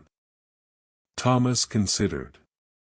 The request was unusual, but not unwelcome. He had found Sir Edmund's company interesting during their brief acquaintance, and the prospect of being asked for advice on matters beyond the immediate concerns of innkeeping was flattering, though he tried not to let that influence his decision too much. Tell Sir Edmund that I would be willing to meet with him, Thomas said. He may call here at his convenience. I am usually present, and can make myself available. The messenger nodded, repeated the message back to ensure he had it correct, and then departed, leaving Thomas alone with the letter and a curious sense of anticipation he had not felt in some time.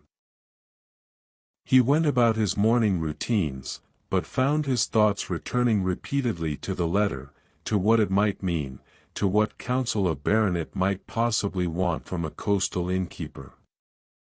The day passed in this distracted fashion, until evening found him sitting by the fire, the letter on the table beside him, waiting to see what would come of it. 3 days passed before Sir Edmund arrived, 3 days during which Thomas found himself more conscious than usual of the inn's appearance, of small deficiencies he normally overlooked. He swept the common room floor twice daily instead of once. He polished the pewter mugs until they gleamed. He even considered purchasing new curtains for the windows, before recognizing this impulse as excessive and restraining himself. When the baronet finally came, it was on a grey afternoon that threatened rain but had not yet delivered it. Thomas heard the carriage before he saw it, the particular sound of well-maintained wheels on the coastal road, and he went to the door to greet his visitor. Sir Edmund descended from the carriage with the assistance of a footman, who then withdrew to wait with the vehicle at a discreet distance. The baronet was dressed less formally than he had been during his previous visit, but still with a quality that marked him as someone of means. He carried a leather case under one arm. "Mr. Weatherby," he said, offering his hand. "Thank you for agreeing to see me." "You're welcome, Sir Edmund.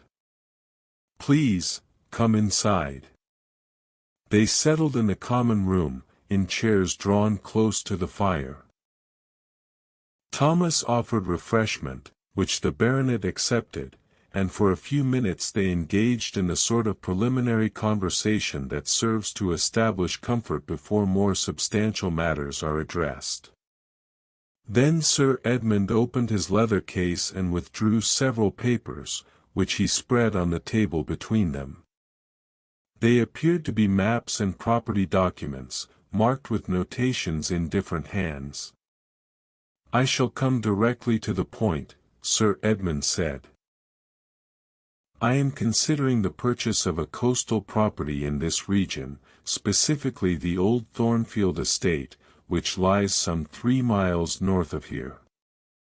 Are you familiar with it?" Thomas nodded slowly. "I know of it.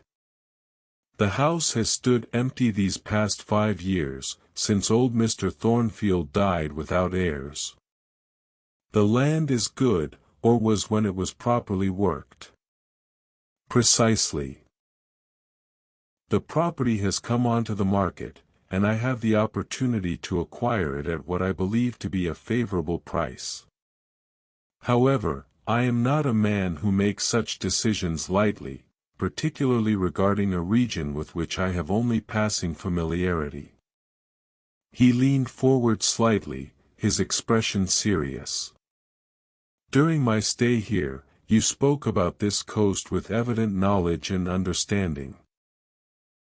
You mentioned the character of the people who live here, the rhythms of life by the sea, the particular challenges and advantages of the region.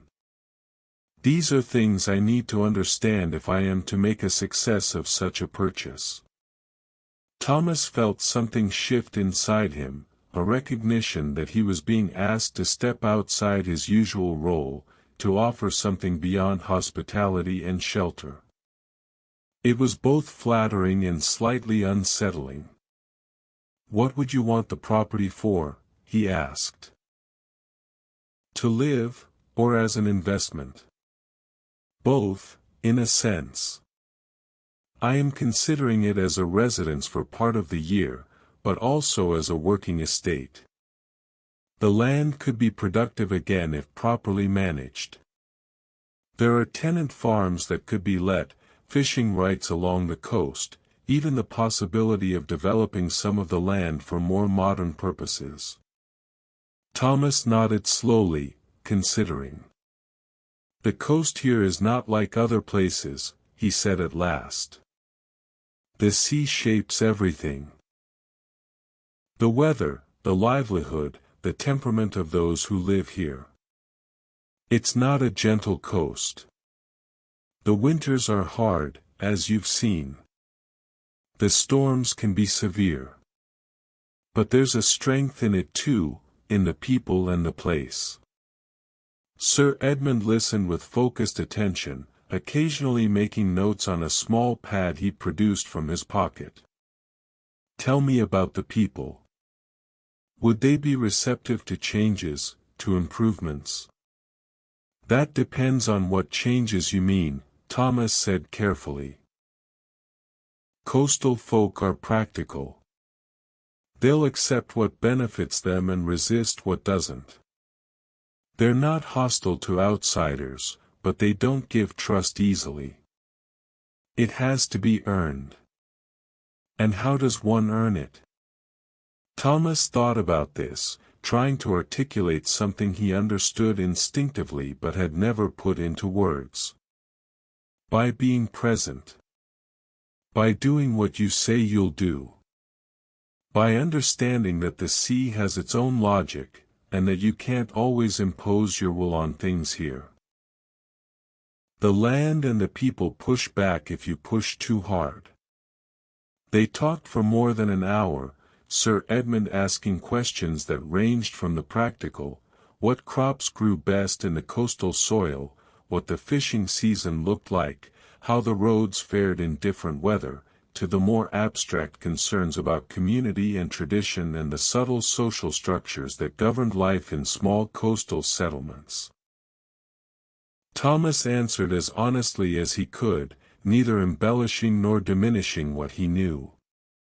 He found himself speaking of things he had observed over decades but never examined closely, the way news traveled along the coast, carried by fishermen and farmers, the importance of the church in village life, though he himself rarely attended, the seasonal rhythms that governed work and rest, the particular pride that coastal people took in their ability to endure what the sea threw at them.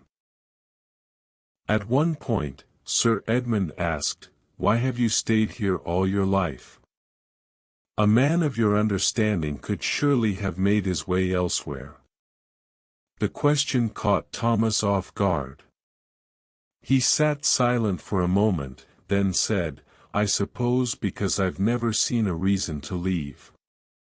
This place, it holds me, in a way.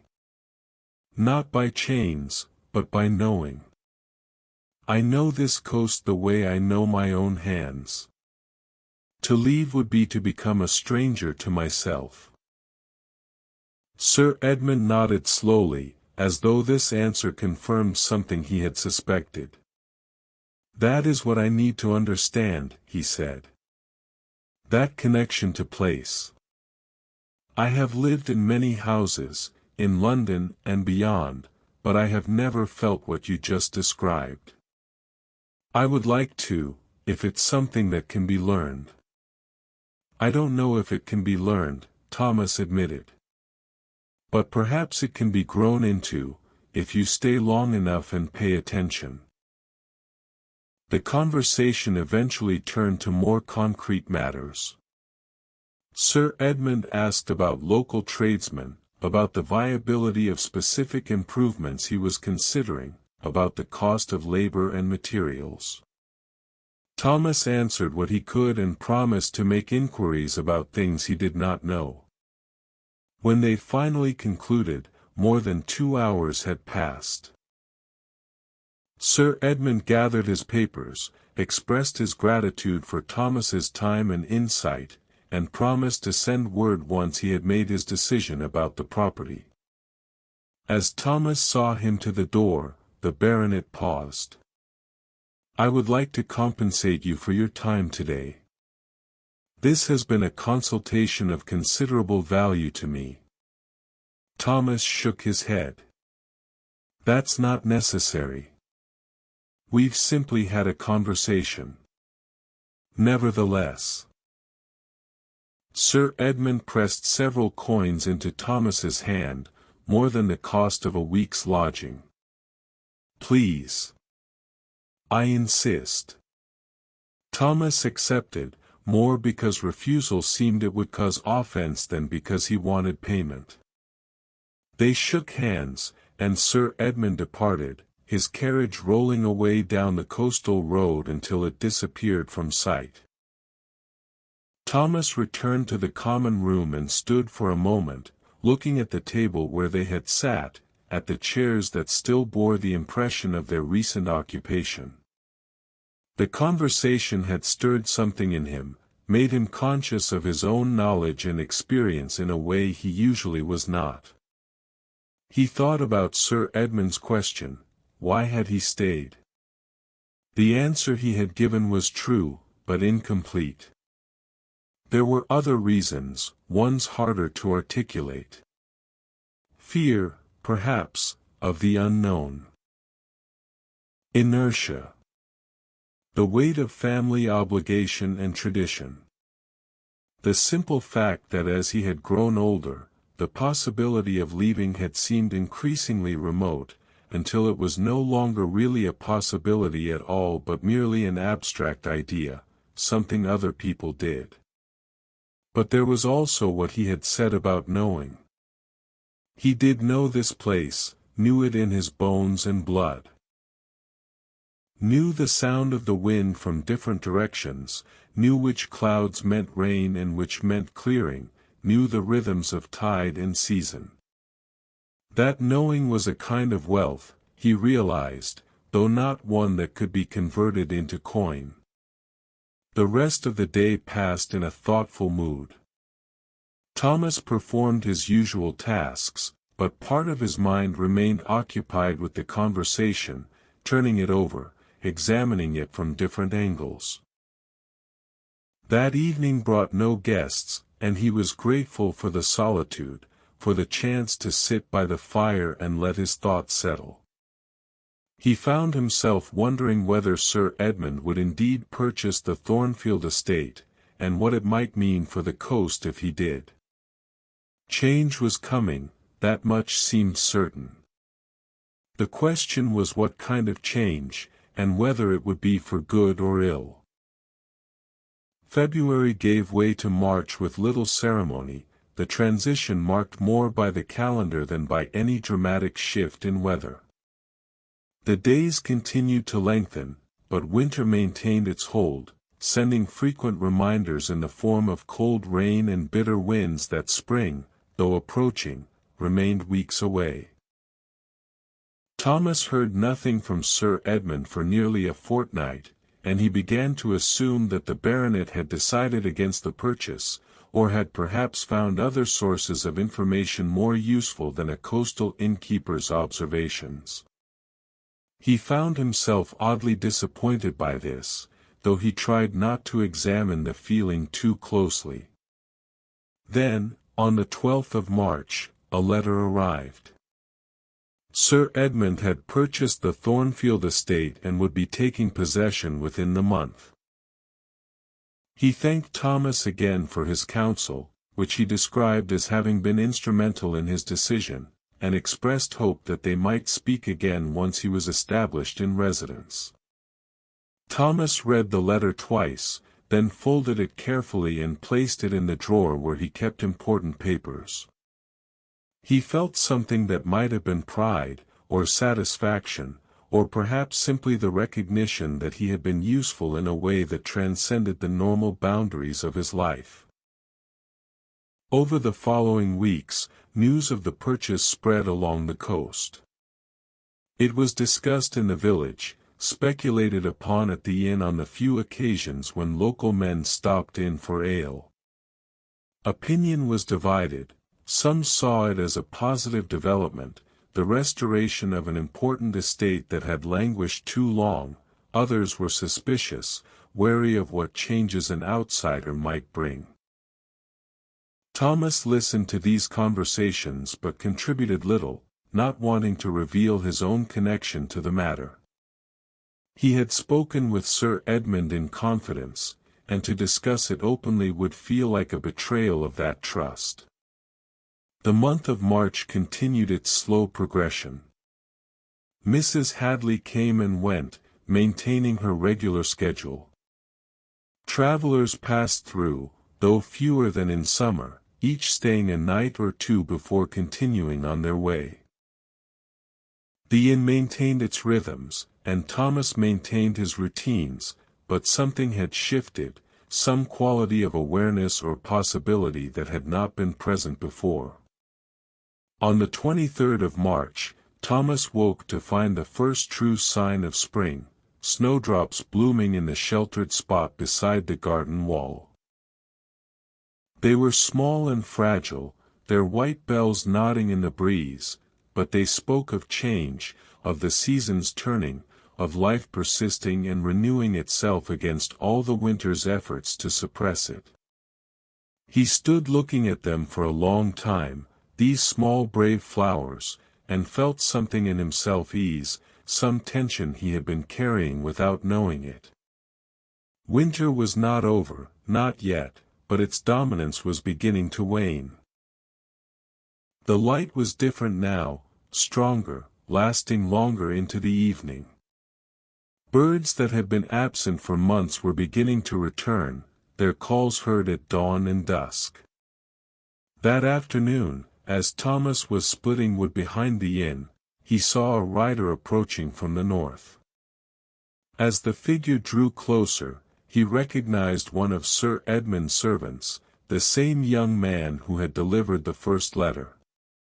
The servant dismounted and handed Thomas a sealed envelope.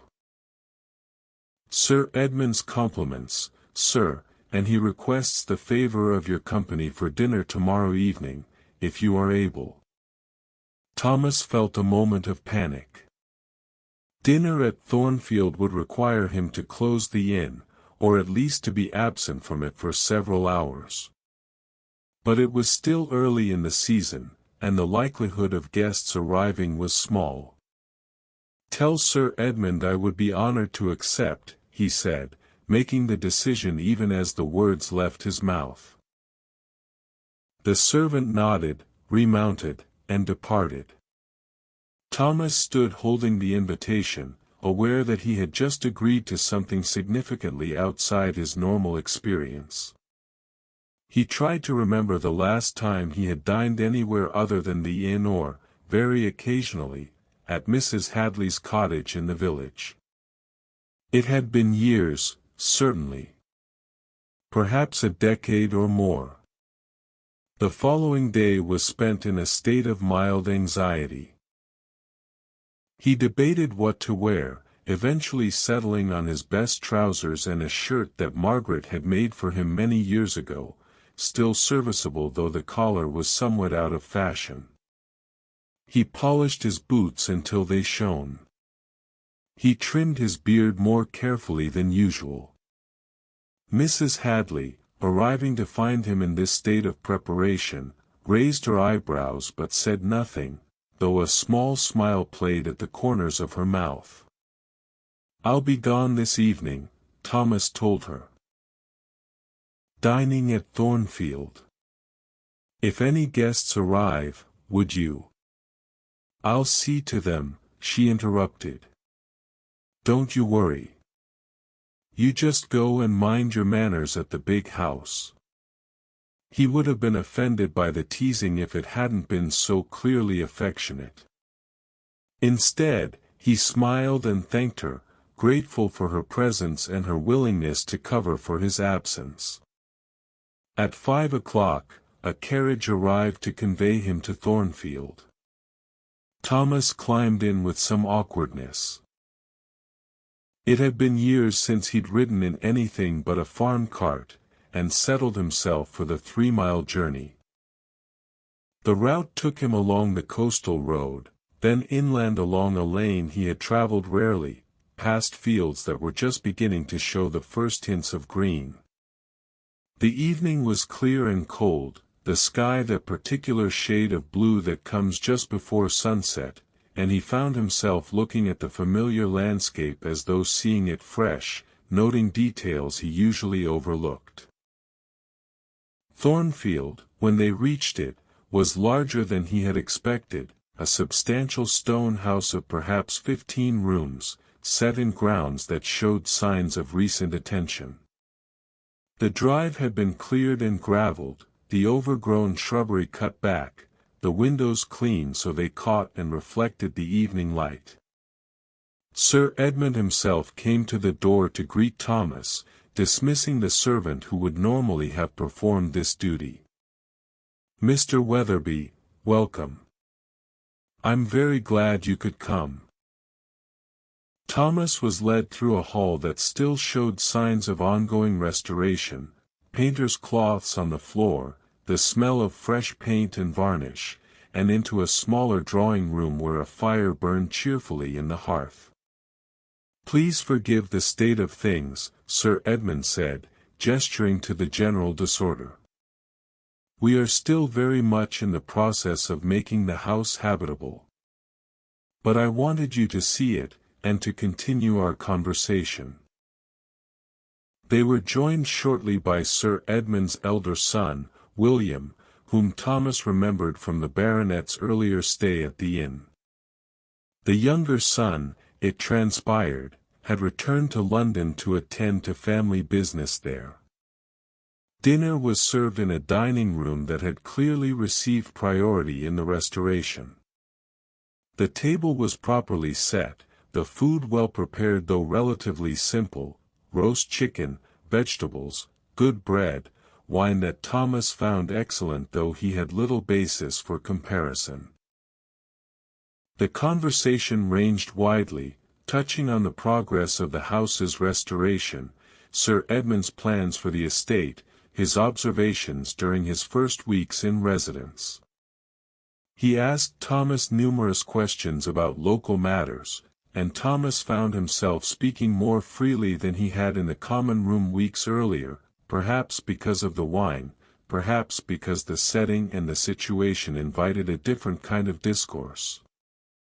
At one point, William Hartley asked, "What do you think, Mr.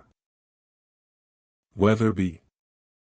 Can we make a success of this place?" Thomas considered the question carefully. "That depends on what you mean by success. If you mean can you restore the estate to productivity, manage the farms well, improve the property, yes, I believe you can, if you're willing to put in the time and attention it requires. If you mean will you be accepted by the local community as belonging here, that will take longer, and success isn't guaranteed. But it's possible. What would you advise?" Sir Edmund asked. "Be patient. Be consistent. Don't try to change everything at once.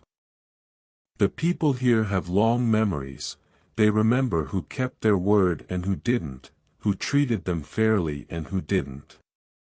Build that trust slowly, and it will serve you well." They talked late into the evening, until finally Thomas realized with a start that it was past 10 o'clock and he should return to the inn. Sir Edmund insisted that the carriage convey him back, and as Thomas made his farewells, the baronet pressed his hand warmly. "You've given me hope," Sir Edmund said quietly. "Hope that we can indeed make this work." "Thank you." The ride back was conducted in darkness, the carriage's lamps throwing uncertain light on the road ahead. Thomas sat wrapped in his coat, feeling the wine's warmth slowly dissipating, replaced by the night's cold. He thought about the evening, about the conversation, about the strange turns life sometimes took. When he reached the inn, he found Mrs. Hadley had kept the fire burning and left a candle lit for his return. He was grateful for both, and for her thoughtfulness. The common room welcomed him like an old friend, familiar and comfortable, and he settled into his chair by the fire to collect his thoughts before retiring. It had been a remarkable evening, so far outside his normal experience as to feel almost unreal.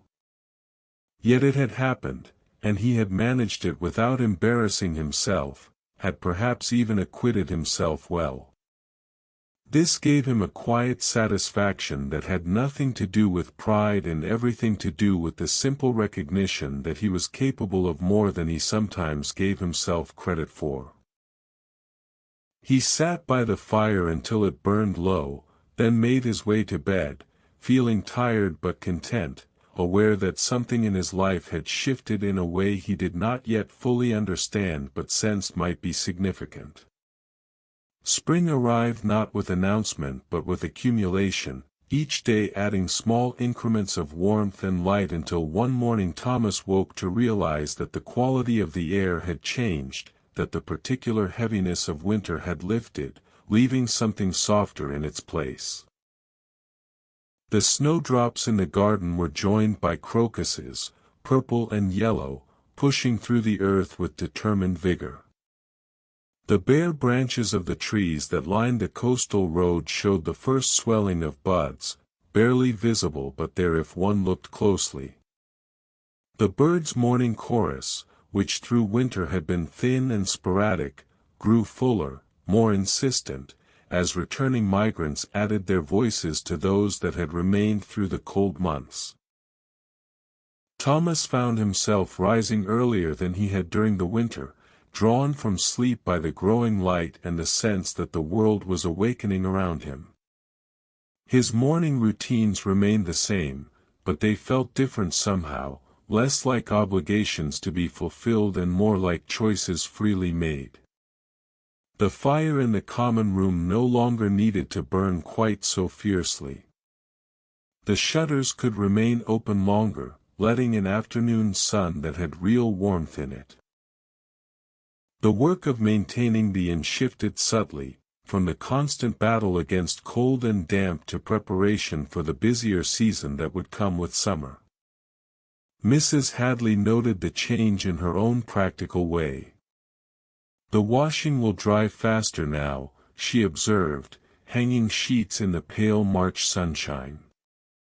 "And we'll need to think about the garden soon. If we're to have vegetables come summer, they'll want planting in the next few weeks." Thomas agreed, adding it to his mental list of tasks. The garden had been Margaret's domain, and after her death he had maintained it in a minimal way, growing enough to supplement what he purchased from the village but not attempting anything elaborate.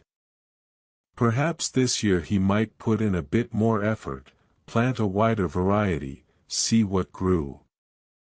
The thought surprised him. For years he had been content with sameness, with the predictable rhythms that required no innovation or change. But something was shifting in him, some willingness to consider possibilities that he had long since dismissed as no longer relevant to his life. He wondered if this had to do with Sir Edmund's arrival, with the conversations they had shared, with the sense of being consulted and valued for knowledge he possessed but had never thought to articulate. Or perhaps it was simply spring working its ancient magic, the season's eternal promise of renewal and growth touching even him, despite his years. Guests began to arrive more frequently as the roads dried and the days lengthened. Not yet in the numbers that summer would bring, but enough that the inn felt more regularly occupied, more engaged with the world beyond its walls. A young couple traveling to visit relatives in Whitby. A surveyor working for one of the coastal improvement projects. 3 fishermen from further down the coast, seeking new waters to try their luck. Each brought their own concerns and conversations, and Thomas found himself more inclined than usual to sit with them, to listen to their stories, to share his own observations when asked. On the 2nd of April, Mrs. Hadley arrived with news that had clearly traveled through the village that morning. Sir Edmund had hired 6 men from the local area to begin work on the Thornfield farms, clearing overgrown fields and repairing fences and outbuildings. The wages he was offering were fair, perhaps more than fair, and there was talk that he might hire more as the work progressed. "Folks are cautiously pleased," Mrs. Hadley reported. "Though there's still some who say he'll tire of it come winter and close everything up again. But the men who've been hired speak well of him. Say he listens when they tell him how things have been done, doesn't just impose his own ideas." Thomas nodded, unsurprised. This accorded with what he knew of Sir Edmund's character, the thoughtfulness that underlay his questions and decisions. But it pleased him nonetheless, this confirmation that his assessment had been accurate. Over the following weeks, more news filtered through about Thornfield's restoration.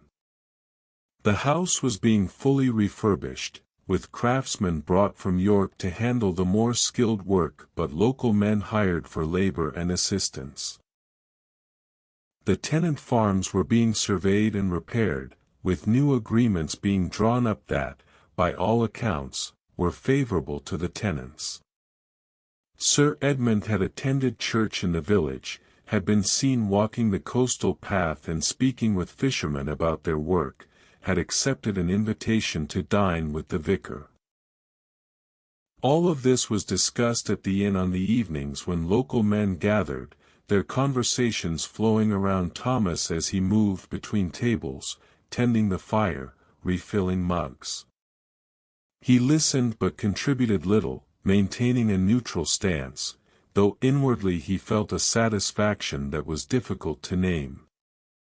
On the 15th of April, another invitation arrived from Thornfield, this time for a small gathering that Sir Edmund was hosting to introduce himself more formally to his neighbors. Thomas was asked to attend, along with several other local figures, the vicar, the largest landowner in the adjacent parish, a few farmers and tradesmen. He accepted, though with some trepidation. This would be different from the private dinners he had shared with Sir Edmund and his son.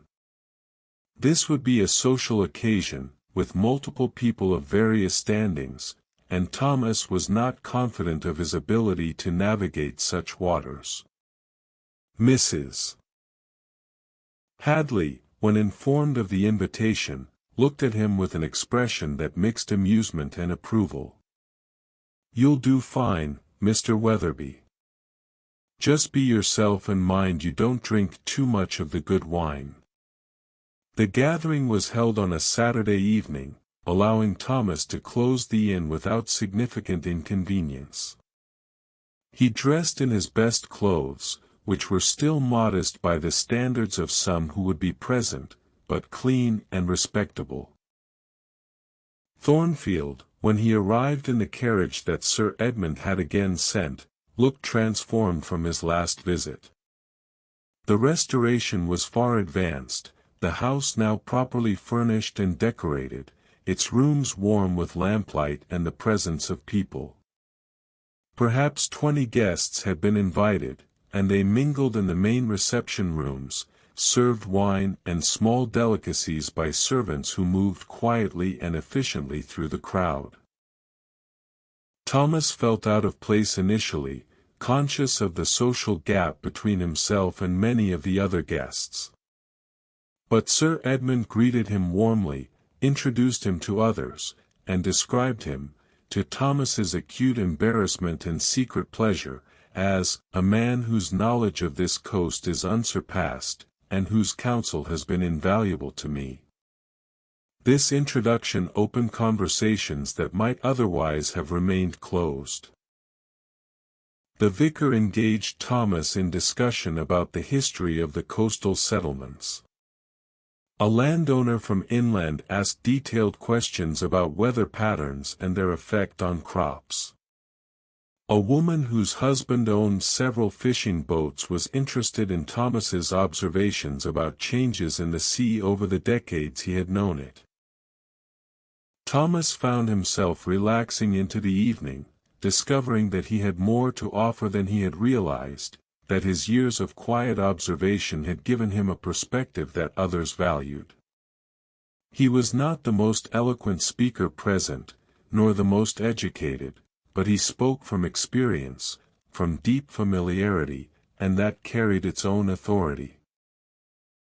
At one point, standing by a window that looked out over the darkened grounds, Thomas found himself in conversation with William Hartley, Sir Edmund's elder son. "My father speaks highly of you," William said. "He says you helped him understand this place in a way that no amount of reading or research could have done." Thomas felt uncomfortable with the praise. "I only told him what I knew from living here." "Yes, but that's precisely what was needed. He spent his life in cities, in places where knowledge comes from books and documents. You showed him a different kind of knowing, one that comes from attention paid over years."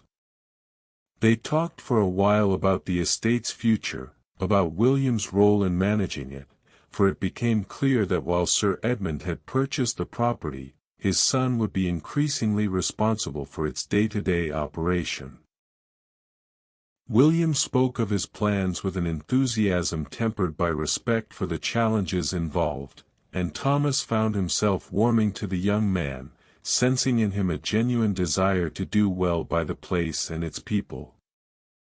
The evening progressed, and as it did, Thomas observed the interactions around him with the quiet attention that was his nature. He saw how Sir Edmund moved among his guests, showing interest in each, asking questions, listening carefully to answers. He saw how the local people, initially wary, began to ease, to respond more openly, to consider that perhaps this outsider might indeed become part of the community. It was, Thomas realized, a carefully managed event, designed to build bridges and establish connections. But the care with which it was managed did not make it false. Sir Edmund genuinely wanted to understand and be understood, to find his place in this landscape and among these people.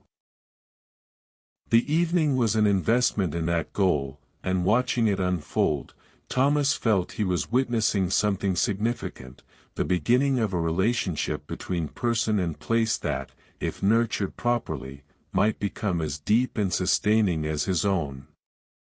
As the evening drew to a close and guests began to depart, Sir Edmund drew Thomas aside once more. "Thank you for coming," he said. "And for speaking as you did this evening. You helped others feel more comfortable, more willing to engage. That was valuable." "I'm not sure I did much," Thomas demurred. "You did more than you realize. Your presence here, the fact that you, someone who has lived here all your life and knows this coast intimately, are willing to speak with me, to be seen in my company, that carries weight. It tells others that perhaps I am someone worth engaging with." Thomas had not thought of it in those terms, but he recognized the truth in what Sir Edmund said. In small communities, where everyone knew everyone and relationships were thick with history, such signals mattered. His presence at Thornfield, his willingness to be associated with the new owner, did indeed communicate something to those who noticed. The carriage ride back to the inn was conducted in thoughtful silence. Thomas looked out at the night landscape, familiar yet somehow new, as though he were seeing it through fresh eyes. The moon, nearly full, painted the fields and road in silver light, and the sea, always present, murmured its eternal song. When he reached the inn, he found it as he had left it, secure and waiting. He let himself in, relit the fire that had burned low, and sat for a while in the common room, processing the evening. His life, he realized, was changing in ways he had not anticipated. He was being drawn into connections and concerns beyond the immediate boundaries of the inn, being asked to step outside the routines that had defined his existence for so long. Part of him resisted this, wanted to retreat back into the familiar patterns where he knew his place and his purpose. But another part, one he was just beginning to recognize, welcomed the expansion, the sense of purpose that came from being valued for more than his ability to keep a fire burning and a door open. He sat until the fire burned low again, then banked it carefully and made his way to bed, aware that sleep would be slow in coming, his mind too active with thought and possibility. April advanced, each day warmer and longer than the last. The garden, which Thomas had indeed planted more extensively, began to show results, neat rows of green shoots pushing through the dark soil, promising vegetables for the summer months. The work of tending it, which he had approached initially as merely another task, became something he looked forward to, a reason to be outside in the growing light, hands in the earth, participating in the season's unfolding. Mrs. Hadley approved of this development. "It's good to see you taking an interest again," she said one morning, observing him as he hoed between the rows. "You've been too much in your own head these past years." "Have I?" Thomas straightened, wiping his brow. "You have. Not that there's anything wrong with quiet, but a man needs more than that. Needs to feel he's part of things moving forward, not just maintaining what's been." Her words stayed with him as he worked through the day. Was that what he had been doing? Merely maintaining, holding the line against entropy, without any sense of growth or development? Perhaps.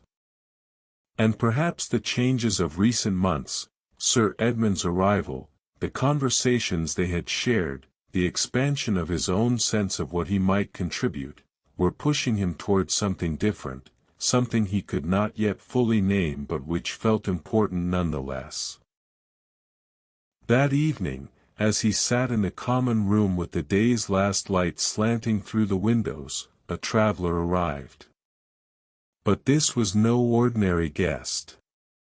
It was a young woman, perhaps 25 years old, traveling alone save for a small valise she carried. Thomas felt immediate concern. It was unusual, though not unheard of, for a woman to travel alone, and his innkeeper's instinct was to ensure her safety and comfort. "Good evening," he said, coming to the door as she approached. "Are you seeking accommodation?" "I am, if you have room." Her voice was educated, her bearing composed despite evident weariness. "I've been traveling from York and find myself in need of rest." "Of course. Please, come in." He settled her at a table near the fire, brought her tea and bread and cold meat, and tried to assess the situation without appearing intrusive. She was respectably dressed, spoke well, and carried herself with quiet confidence. Whatever her reasons for traveling alone, she seemed capable of managing herself. As she ate, she looked around the common room with interest. "This is a lovely inn," she said. "Very peaceful. How long have you kept it?" 30 years, Thomas replied. "Though it's been in my family much longer than that." 30 years in one place. That must provide a deep knowledge of it. "It does, I suppose. Though I don't often think of it that way." They fell into conversation, and Thomas learned that she was a teacher, traveling to take up a position at a small school near Whitby.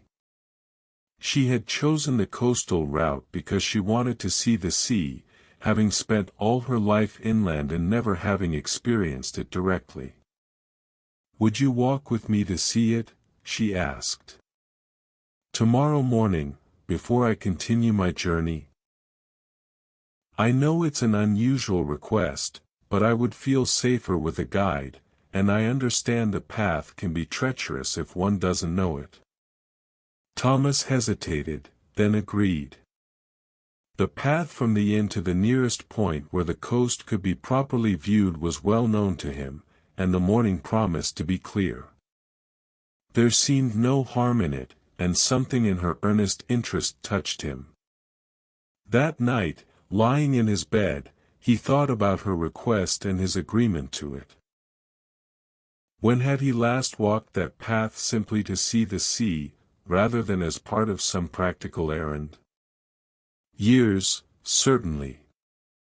He had grown so accustomed to the sea's presence that he rarely looked at it with fresh eyes, rarely considered it as something worth experiencing for its own sake. Tomorrow morning, he would see it again through a stranger's eyes, and perhaps that would remind him of what he had forgotten.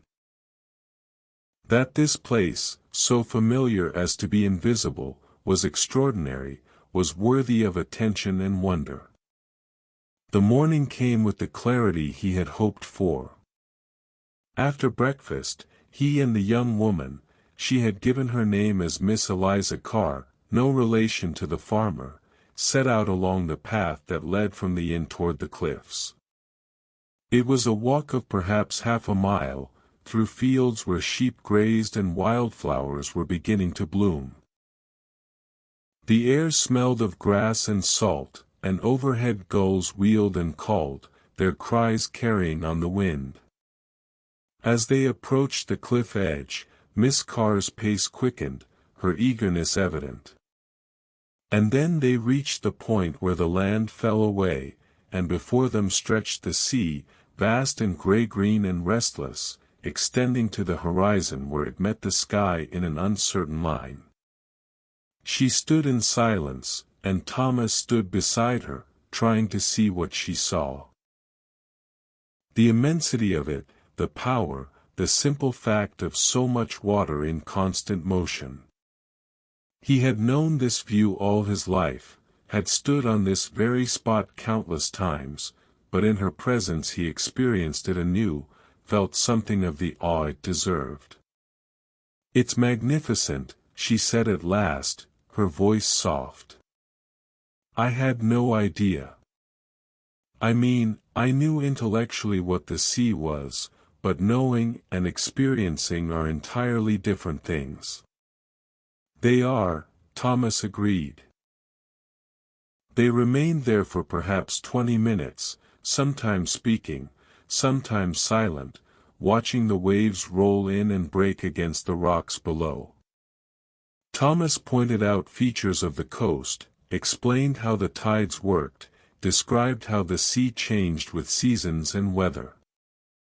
Miss Carr listened with focused attention, asking questions that showed she was truly trying to understand. When they finally turned back toward the inn, Thomas felt oddly renewed, as though the walk had cleared something in him that had been obscured. He had shared his knowledge with someone who valued it, had seen his familiar world reflected in another's wonder, and had been reminded that what he took for granted was worth noticing.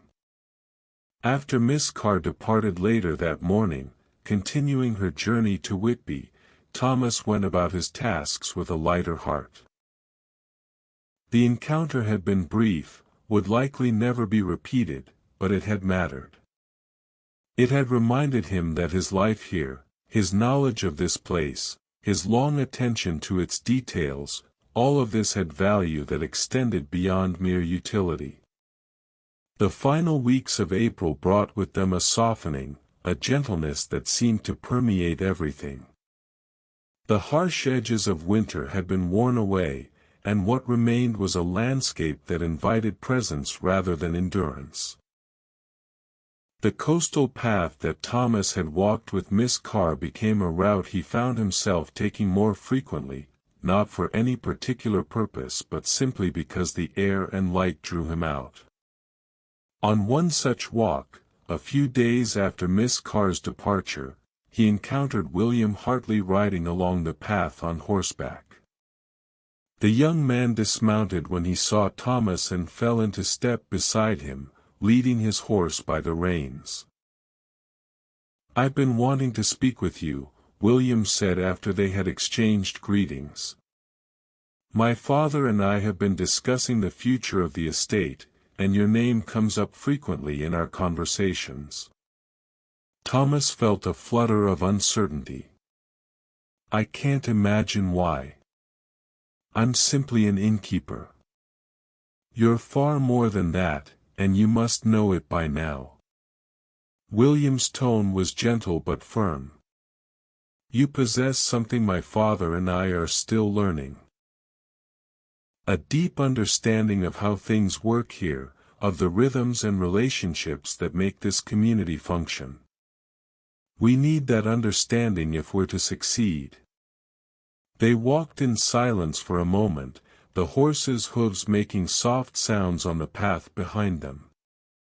Thomas searched for words to respond but found the situation difficult to navigate. He had never thought of himself as possessing anything particularly valuable beyond the basic competence required to run the inn. "What is it you're asking?" he said finally. I'm asking if you would be willing to serve as an advisor of sorts. Not in any formal capacity, nothing that would require you to leave the inn or change your life significantly. But someone we could consult when we face decisions about the estate, about the community, about how to proceed in ways that respect what already exists here. Thomas stopped walking and turned to face William. I'm 62 years old. I've never done anything but keep an inn. What makes you think I could advise on matters of estate management? Because estate management, at least the kind we want to practice, isn't just about accounts and crop yields. It's about people and place. It's about understanding what makes a community work and what disrupts it. You know these things instinctively.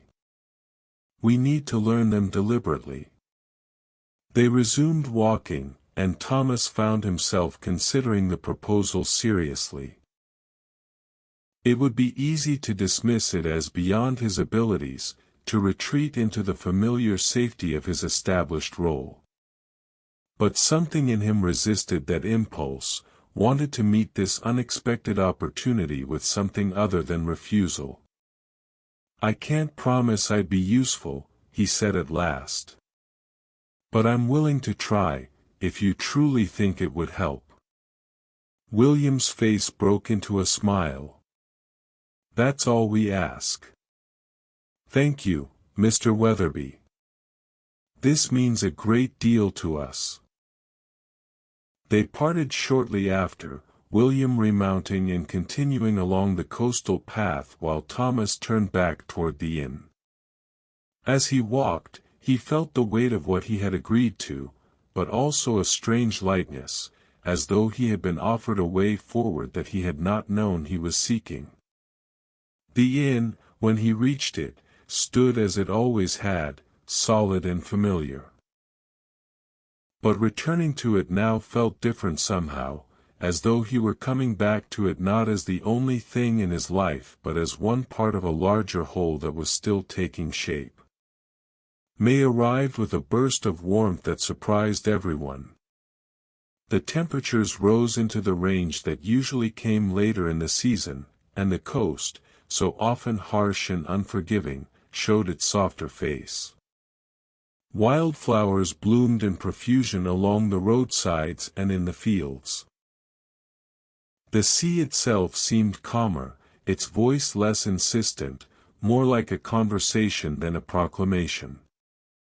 Guests began arriving in greater numbers. The summer season was beginning, though it would not reach its peak until July and August.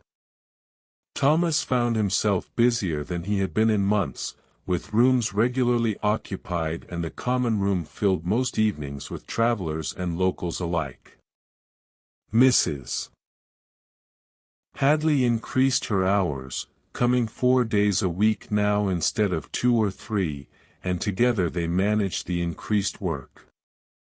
Thomas noticed that he tired more easily than in previous years, that tasks that had once been routine now required more effort. But he did not mind this particularly.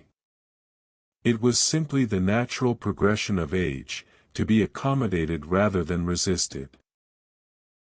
On the 10th of May, Sir Edmund and William came to the inn together, arriving in late afternoon and asking if Thomas might have time to speak with them. He settled them at a table away from the other guests and brought ale for all 3 of them.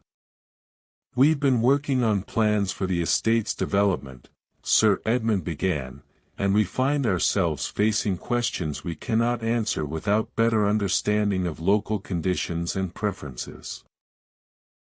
What followed was a detailed discussion of various proposals, improvements to tenant housing, repairs to the coastal road that passed through Thornfield Land, the possibility of establishing a small market in the nearest village to provide local farmers and craftsmen with a better venue for selling their goods.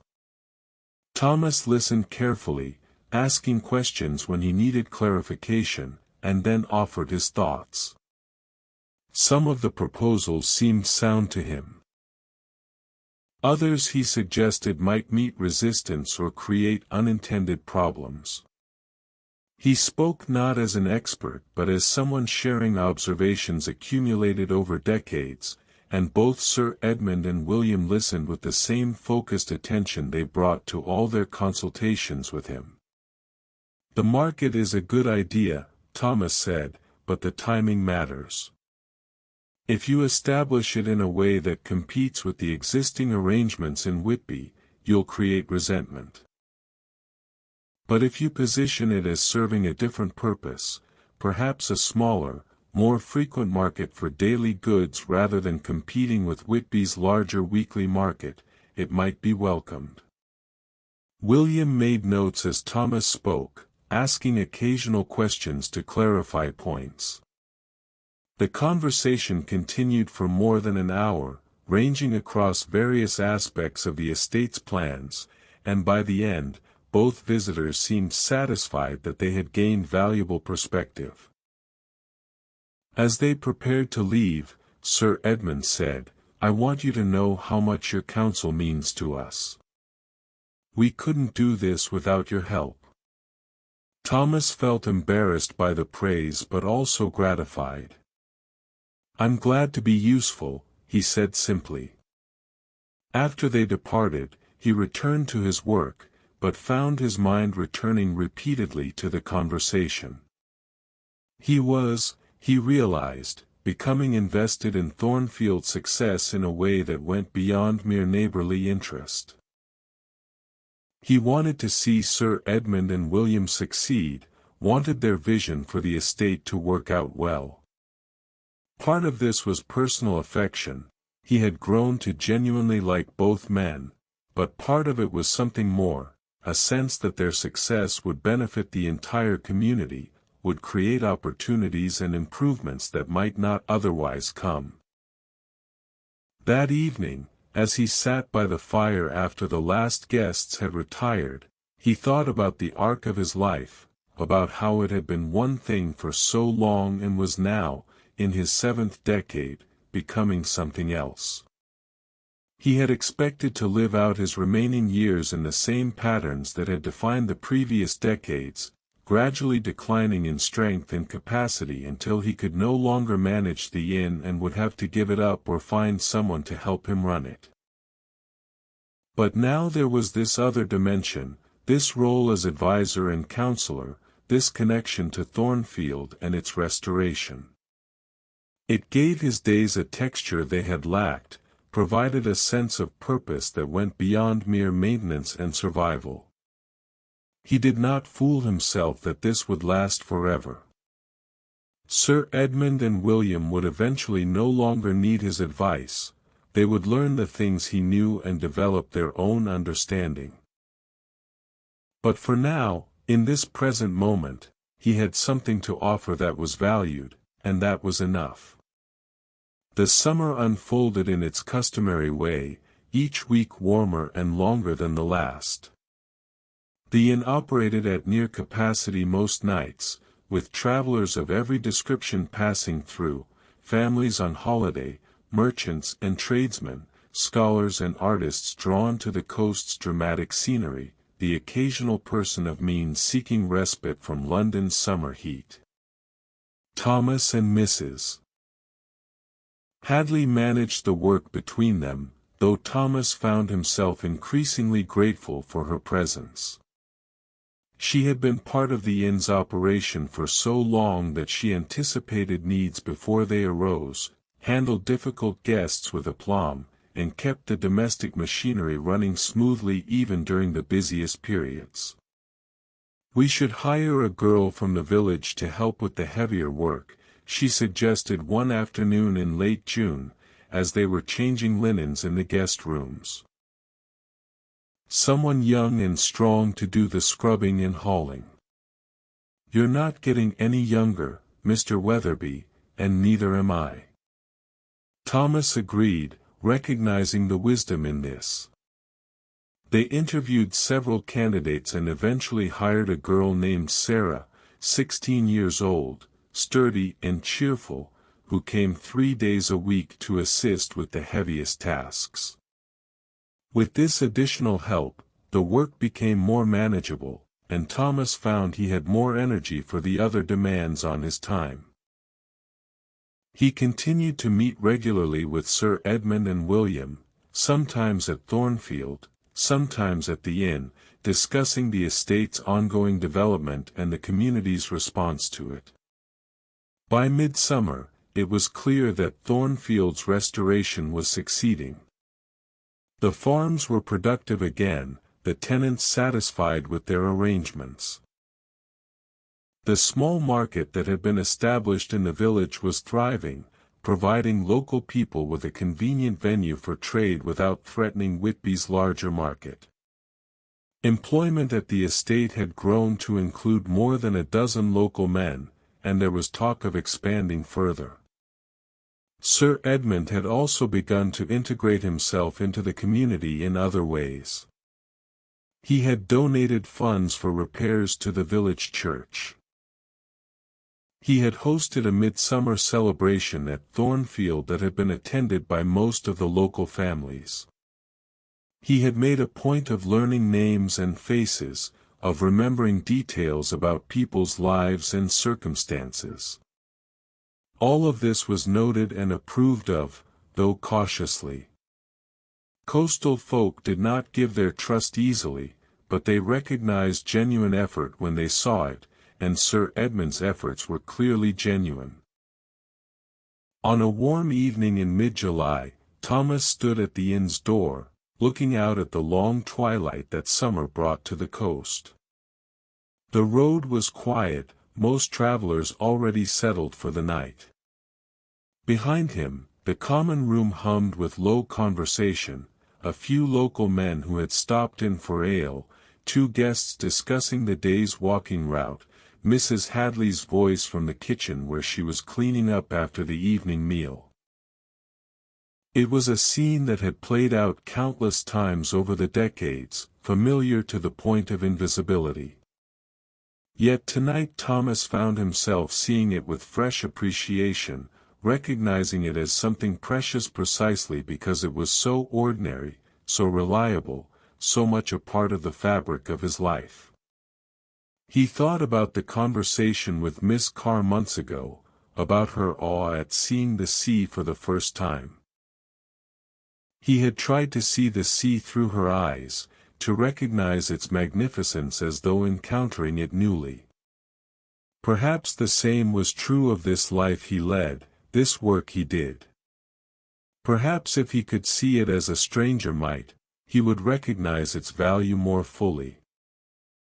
The inn stood at the edge of the sea, providing shelter and warmth to those who needed it. That was its purpose, simple and clear. And he was its keeper, maintaining that purpose year after year, season after season. There was a dignity in that, he realized, a worthiness that required no embellishment or justification. A rider appeared on the road, approaching from the south. As the figure drew closer, Thomas recognized William Hartley. The young man dismounted and greeted Thomas warmly. "I'm not intruding, I hope." "Not at all. Come in." They settled at Thomas's usual table by the fire, though the fire itself was small on this warm evening, kept burning more from habit than necessity. William accepted ale and sat back with evident weariness. "It's been a long day," he said. "We've been working on the eastern fields, clearing old fence lines and preparing for new planting. The work is satisfying but exhausting."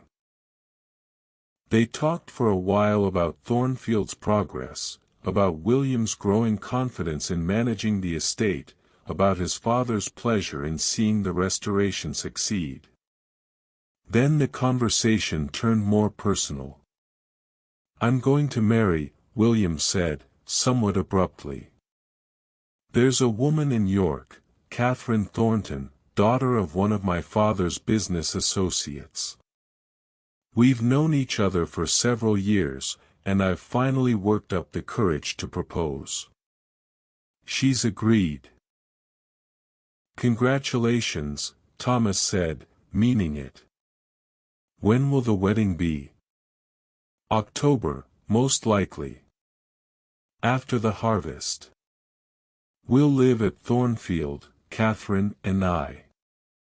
My father plans to maintain a residence in London but spend more time here as well. The estate will be our primary home." Thomas felt a complex mixture of emotions at this news. Pleasure for William, certainly. But also a recognition that this represented another step in Thornfield's permanence, another confirmation that the changes of recent months were not temporary but foundational. "She'll need to learn the coast, as you have," Thomas observed. "It's not like other places." "No," William agreed. "Which is why I'm hoping you'll help with that as well. Not immediately, of course. But once Catherine is settled, perhaps you could speak with her as you've spoken with us, help her understand this place she'll be making her home." Thomas agreed, though he felt uncertain about what such conversations might entail. It was one thing to advise on estate management, another to help someone learn to love a place. But he would do what he could, as he had been doing all along. William departed after another hour, riding back to Thornfield in the long twilight. Thomas remained in the common room, tending to the last tasks of the evening. The guests retired to their rooms. The local men finished their ale and made their way home. Mrs. Hadley said good-night and left for the village, accompanied as she often was now by Sarah, the two of them walking together in the safety of numbers. The inn grew quiet, settling into its nighttime stillness. Thomas performed his closing routine, banking the fire, extinguishing the lamps, checking the doors and shutters. Then he made his way to his small room and lay down, feeling the day's weariness in his bones. Sleep came easily, as it usually did after long days of work and human interaction. His dreams, when they came, were fragmentary and forgettable, the mind's nightly sorting of the day's impressions. August brought the peak of the summer season. The inn was fully occupied most nights, sometimes requiring Thomas to turn away travelers for lack of space. The common room bustled with activity from early morning until late evening, and the work of maintaining it all was constant and demanding. Yet Thomas found himself energized rather than exhausted by this activity. The inn felt alive in a way it had not for years, fulfilling its purpose completely. He moved through his days with a sense of satisfaction, aware that he was doing what needed to be done and doing it well. Mrs. Hadley and Sarah managed the heavier domestic work between them, leaving Thomas free to focus on guests and the general management of the inn's operation. The three of them formed an efficient team, each understanding their role and how it complemented the others. On the 15th of August, a particularly busy day with all rooms occupied and the common room crowded, Thomas found himself standing at the door in a rare moment of stillness, looking out at the summer afternoon. The sea beyond the fields was a deep blue-green, sparkling in the sunlight, and the air carried the complex scent of salt and grass and wildflowers. A figure was walking up the road from the village, and as it drew closer, Thomas recognized Matthew Carr, the farmer who had stopped at the inn back in January during that night of rain. Carr was carrying something wrapped in cloth, and when he reached the door, he handed it to Thomas with a nod of greeting. "My wife made this for you," he said. "Bread, fresh this morning." She wanted to thank you for your kindness last winter, when I stopped in soaked through. Said she'd been meaning to do it for months and finally got around to it. Thomas accepted the loaf, surprised and touched by the gesture. That's very kind of her. Please give her my thanks. She also wanted me to tell you that folks speak well of you, Mr. Weatherby. Not just for keeping the inn, but for how you've helped with Thornfield, advising Sir Edmund and his son. There's a feeling that you've helped make things go smoothly, that your counsel has been good for everyone.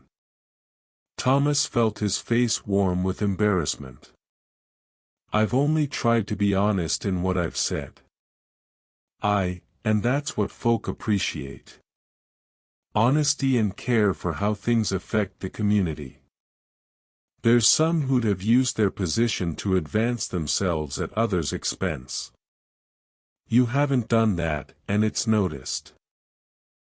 Carr departed after declining Thomas's invitation to stay for ale, saying he had work to attend to. Thomas stood holding the loaf of bread, still wrapped in its cloth, feeling the warmth of it against his hands. He had not sought recognition or gratitude for his involvement with Thornfield. He had simply tried to be helpful when asked, to share what he knew as accurately as he could. But knowing that his efforts were appreciated, that they had contributed to the community's well-being, filled him with a quiet pride that was different from anything he had felt in many years. That evening, after the guests had been fed and settled, Thomas sat by the fire with a slice of Mrs. Carr's bread, spread with butter. It was excellent bread, dense and flavorful, made by someone who knew their craft. He ate it slowly, savoring not just the taste but the connection it represented, the web of relationships and regard that bound the community together. September arrived with its particular quality of light, golden and somehow more substantial than summer's brightness. The days remained warm, but the evenings carried a hint of the autumn to come, a crispness in the air that had been absent during the height of summer. The inn's pace began to slow as travelers became less frequent. Families returned home in preparation for the school term. Merchants completed their summer circuits. The coast, so busy through July and August, grew quieter, returning to a rhythm more suited to those who lived there year-round. Thomas found himself grateful for the easing of pace. The summer had been good for the inn's finances and satisfying in its fullness, but he had felt the strain of it more than in previous years. His body reminded him with increasing frequency that he was no longer young, that the work which had once been effortless now required deliberate management of his energy and strength. Mrs. Hadley, ever practical, noted his occasional weariness. "You should consider taking on permanent help," she suggested one morning as they worked together in the kitchen. "Sarah's good with the heavy work, but you need someone who can help with the guests as well, someone who could eventually take over more of the daily management." "I'll think about it," Thomas said, though the idea unsettled him. To bring in someone else to help manage the inn would be to acknowledge that he could no longer do it all himself, and that acknowledgement felt like a kind of surrender. But he knew she was right. The question was not whether he would eventually need more help, but when, and whether it was better to arrange for it now while he still had the energy to train someone, or to wait until circumstances forced the issue. On the 20th of September, a letter arrived from William Hartley, inviting Thomas to dine at Thornfield the following week to celebrate the completion of the harvest. The letter mentioned that Catherine, William's fiancée, would be visiting from York and that William hoped Thomas might speak with her about the coast and its character. Thomas accepted the invitation, though with some nervousness. Meeting William's future wife felt like a significant responsibility, one he was not entirely certain he was qualified for. But he had agreed to help, and so he would do his best. The dinner was held on a Saturday evening in late September, as the days were growing noticeably shorter and the first touches of autumn color were appearing in the trees. Thomas arrived to find Thornfield transformed for the occasion, with lamps lit throughout the ground floor and a warmth that spoke of celebration and accomplishment. Sir Edmund greeted him at the door, looking more relaxed and content than Thomas had ever seen him. "Welcome, Mr. Weatherby. Come in, come in. Let me introduce you to Catherine." The young woman who stepped forward was perhaps 25, with dark hair and intelligent eyes that assessed Thomas with friendly curiosity. She offered her hand, and Thomas took it, feeling suddenly very aware of his own rough fingers and country manners. "Mr. Weatherby," she said warmly. "William has spoken of you so often that I feel I know you already. He says you've been instrumental in helping them establish themselves here." "I've done what I could," Thomas replied, his usual deflection. They moved into the dining room, where the table had been set for 6, Sir Edmund, William, Catherine, Thomas, and 2 other local landowners who had been invited to join them. The meal that followed was excellent, the conversation ranging widely across topics both serious and light. Thomas found himself seated next to Catherine, and as the evening progressed, they fell into conversation. She asked him about the coast, about the community, about what it was like to have lived in one place for an entire lifetime. Her questions were thoughtful, genuinely interested rather than merely polite, and Thomas found himself responding more openly than he had expected. "William tells me you've helped them understand things that no amount of reading could teach," she said at one point. "What sorts of things?" Thomas considered how to answer. "Small things, mostly. How weather patterns work along this coast. How the community makes decisions, who speaks for whom, whose opinion carries weight. The rhythms of the seasons and how they affect people's work and lives. Things you learn from watching and listening over time. And you'll help me learn these things as well." Her tone was hopeful, almost eager. "If I can, yes. Though it's not something that can be taught all at once. It comes gradually, from paying attention." "Then I'll pay attention," she said firmly. "This will be my home.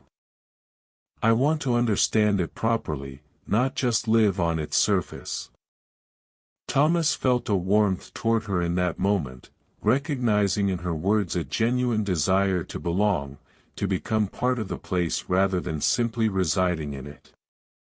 This was what Sir Edmund and William had shown as well, a respect for what existed here, a willingness to learn rather than impose.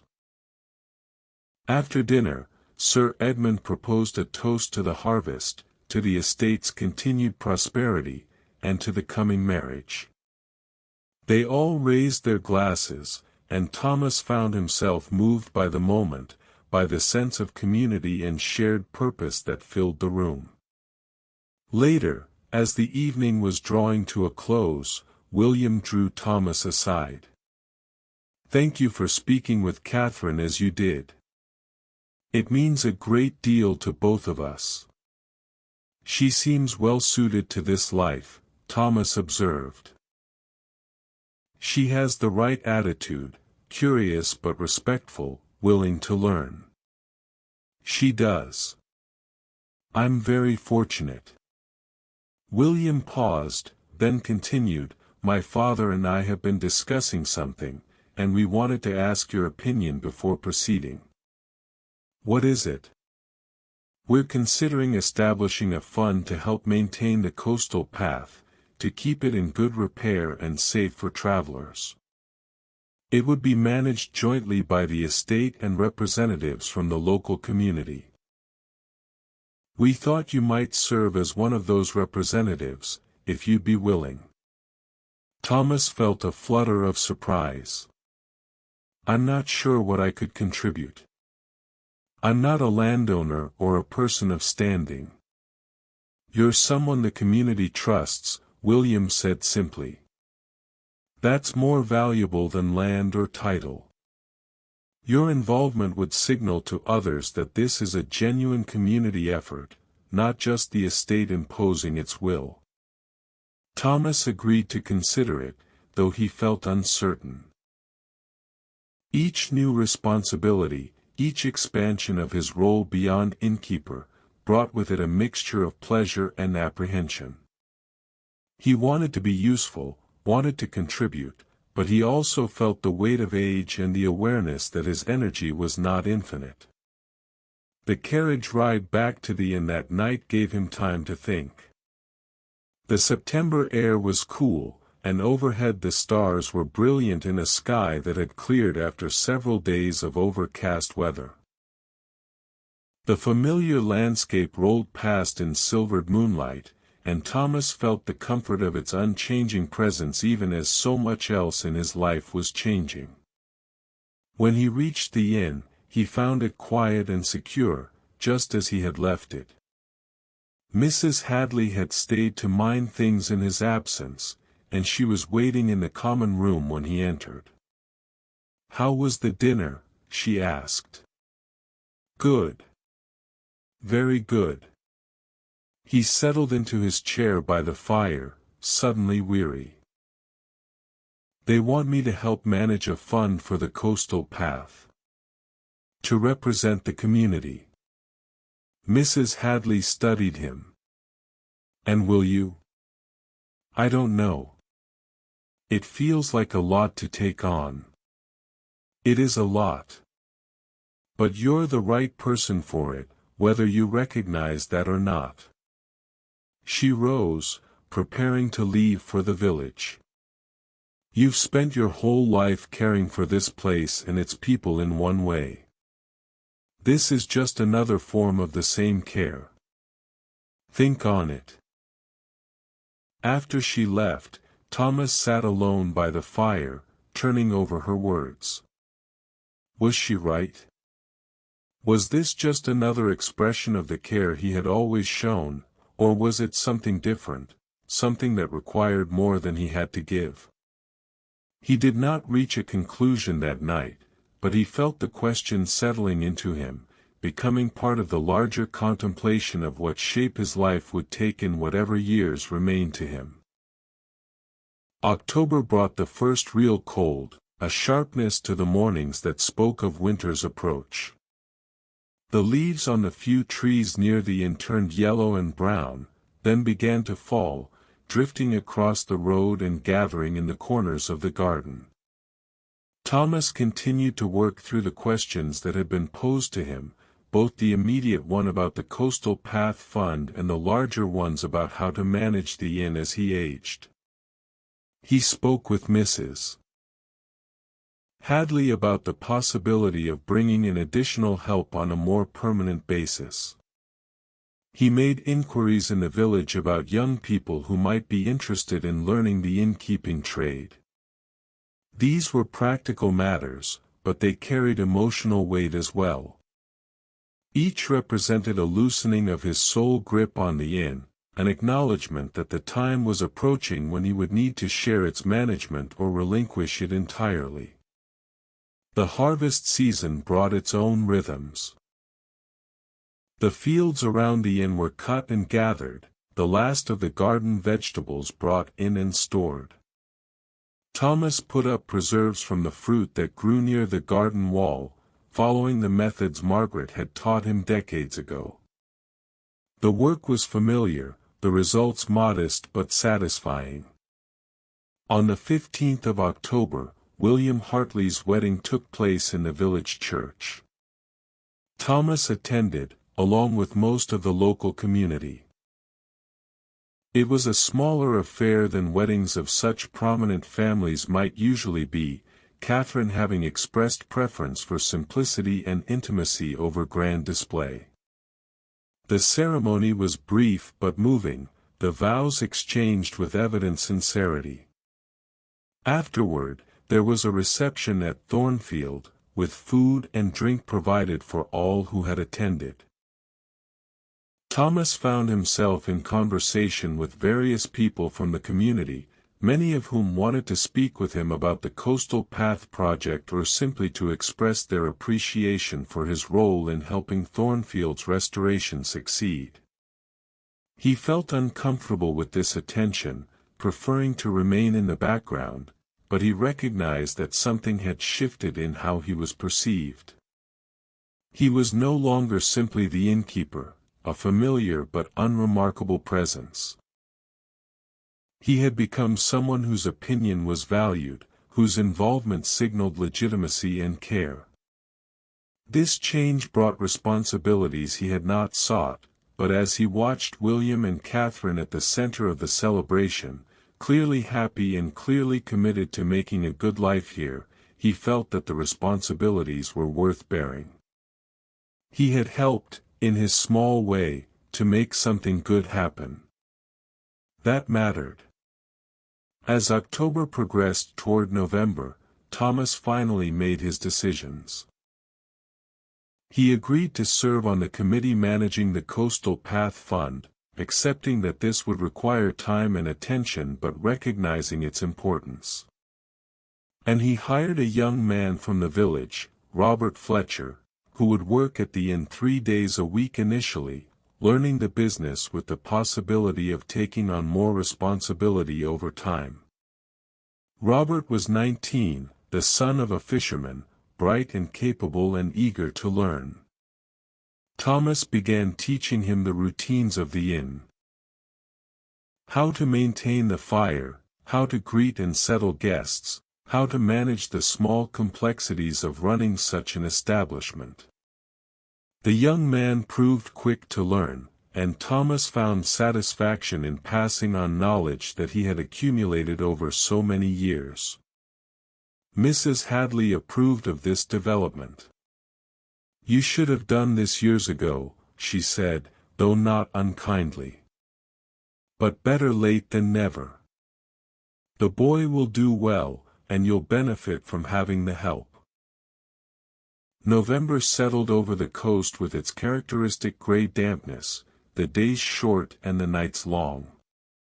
The inn's traffic slowed further, though there were still occasional travelers seeking shelter. Thomas found that with Robert's help, the work felt more manageable, less draining of his limited energy. He continued to meet with the Coastal Path Committee, which held its first official gathering in early November at Thornfield. The discussions were practical and focused. Identifying sections of path that needed immediate attention, establishing protocols for maintenance, determining how to coordinate work among the various stakeholders.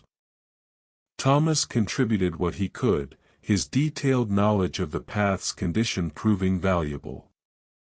But he also listened carefully to others, recognizing that his role was not to dominate these discussions but to help facilitate them, to bridge between different interests and perspectives. On a gray afternoon in mid-November, Thomas stood at the inn's door, looking out at the familiar view. The sky hung low and heavy, threatening rain but not yet delivering it.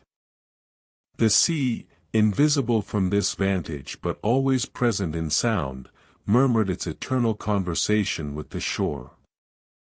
He thought about the year that was ending, about all that had changed since that winter night when Sir Edmund had first arrived seeking shelter from the fog. His life had expanded in ways he could not have predicted, had taken on dimensions he had thought were closed to him by age and circumstance. He was still the keeper of the Anchor's Rest, still performing the daily tasks that maintained the inn's operation. But he was also something more now: advisor, bridge builder, teacher. These roles had come to him not because he sought them but because circumstances and his own accumulated knowledge had made them possible. And he was preparing, however reluctantly, for an eventual transition. Robert was learning the inn's management. The community had other sources of wisdom and guidance. Thomas's life here would eventually end, as all lives do, but what he had built and maintained and contributed would continue in various forms. This awareness brought a mixture of melancholy and peace. Melancholy because it marked the beginning of an ending, the slow process of stepping back that age required. Peace because he could see that the ending was not collapse but transition, that what mattered would persist beyond his individual participation in it. The rain began at last, soft and steady, and Thomas closed the door against it. Inside, the common room waited, warm and lit against the gathering darkness. Robert was tending the fire, learning its requirements through practice and attention. Mrs. Hadley was upstairs, preparing a room for the guest who had arrived earlier that afternoon. Everything was as it should be. The inn stood, as it had stood for generations, offering shelter and warmth to those who needed it. And Thomas Weatherby, its keeper, stood at the center of that offering, aware now as perhaps never before of its simple and profound importance.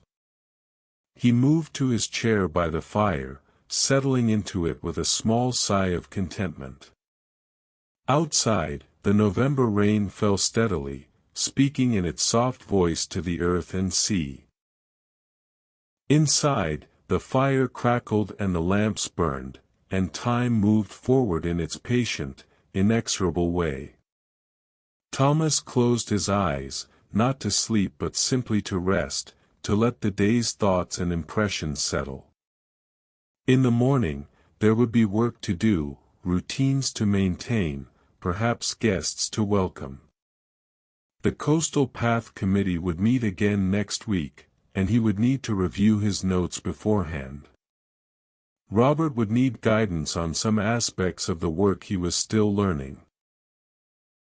All of this waited in the future, but for now, in this moment, there was only the warmth of the fire and the sound of the rain and the deep satisfaction of knowing that he was exactly where he needed to be, doing exactly what he was meant to do. The inn stood at the edge of the sea, steadfast and enduring. And within its walls, Thomas Weatherby, innkeeper and keeper of more than just an inn, found himself at peace with the life he had lived and the life that remained to him. Thank you for listening to this story from the coast. Here, an inn has stood for generations, and a man's quiet life opens up to unexpected dimensions of connection and purpose. I hope this story has helped to gently guide you toward rest. If you enjoyed this journey to anchor rest, I ask that you subscribe to the channel for more peaceful bedtime stories set in the quiet corners of Old England. And if you'd like to share where you listened to this tonight, or tell me what kind of story you'd like to hear in the next one, please leave a comment below. Remember, tomorrow is the first day of the rest of your life.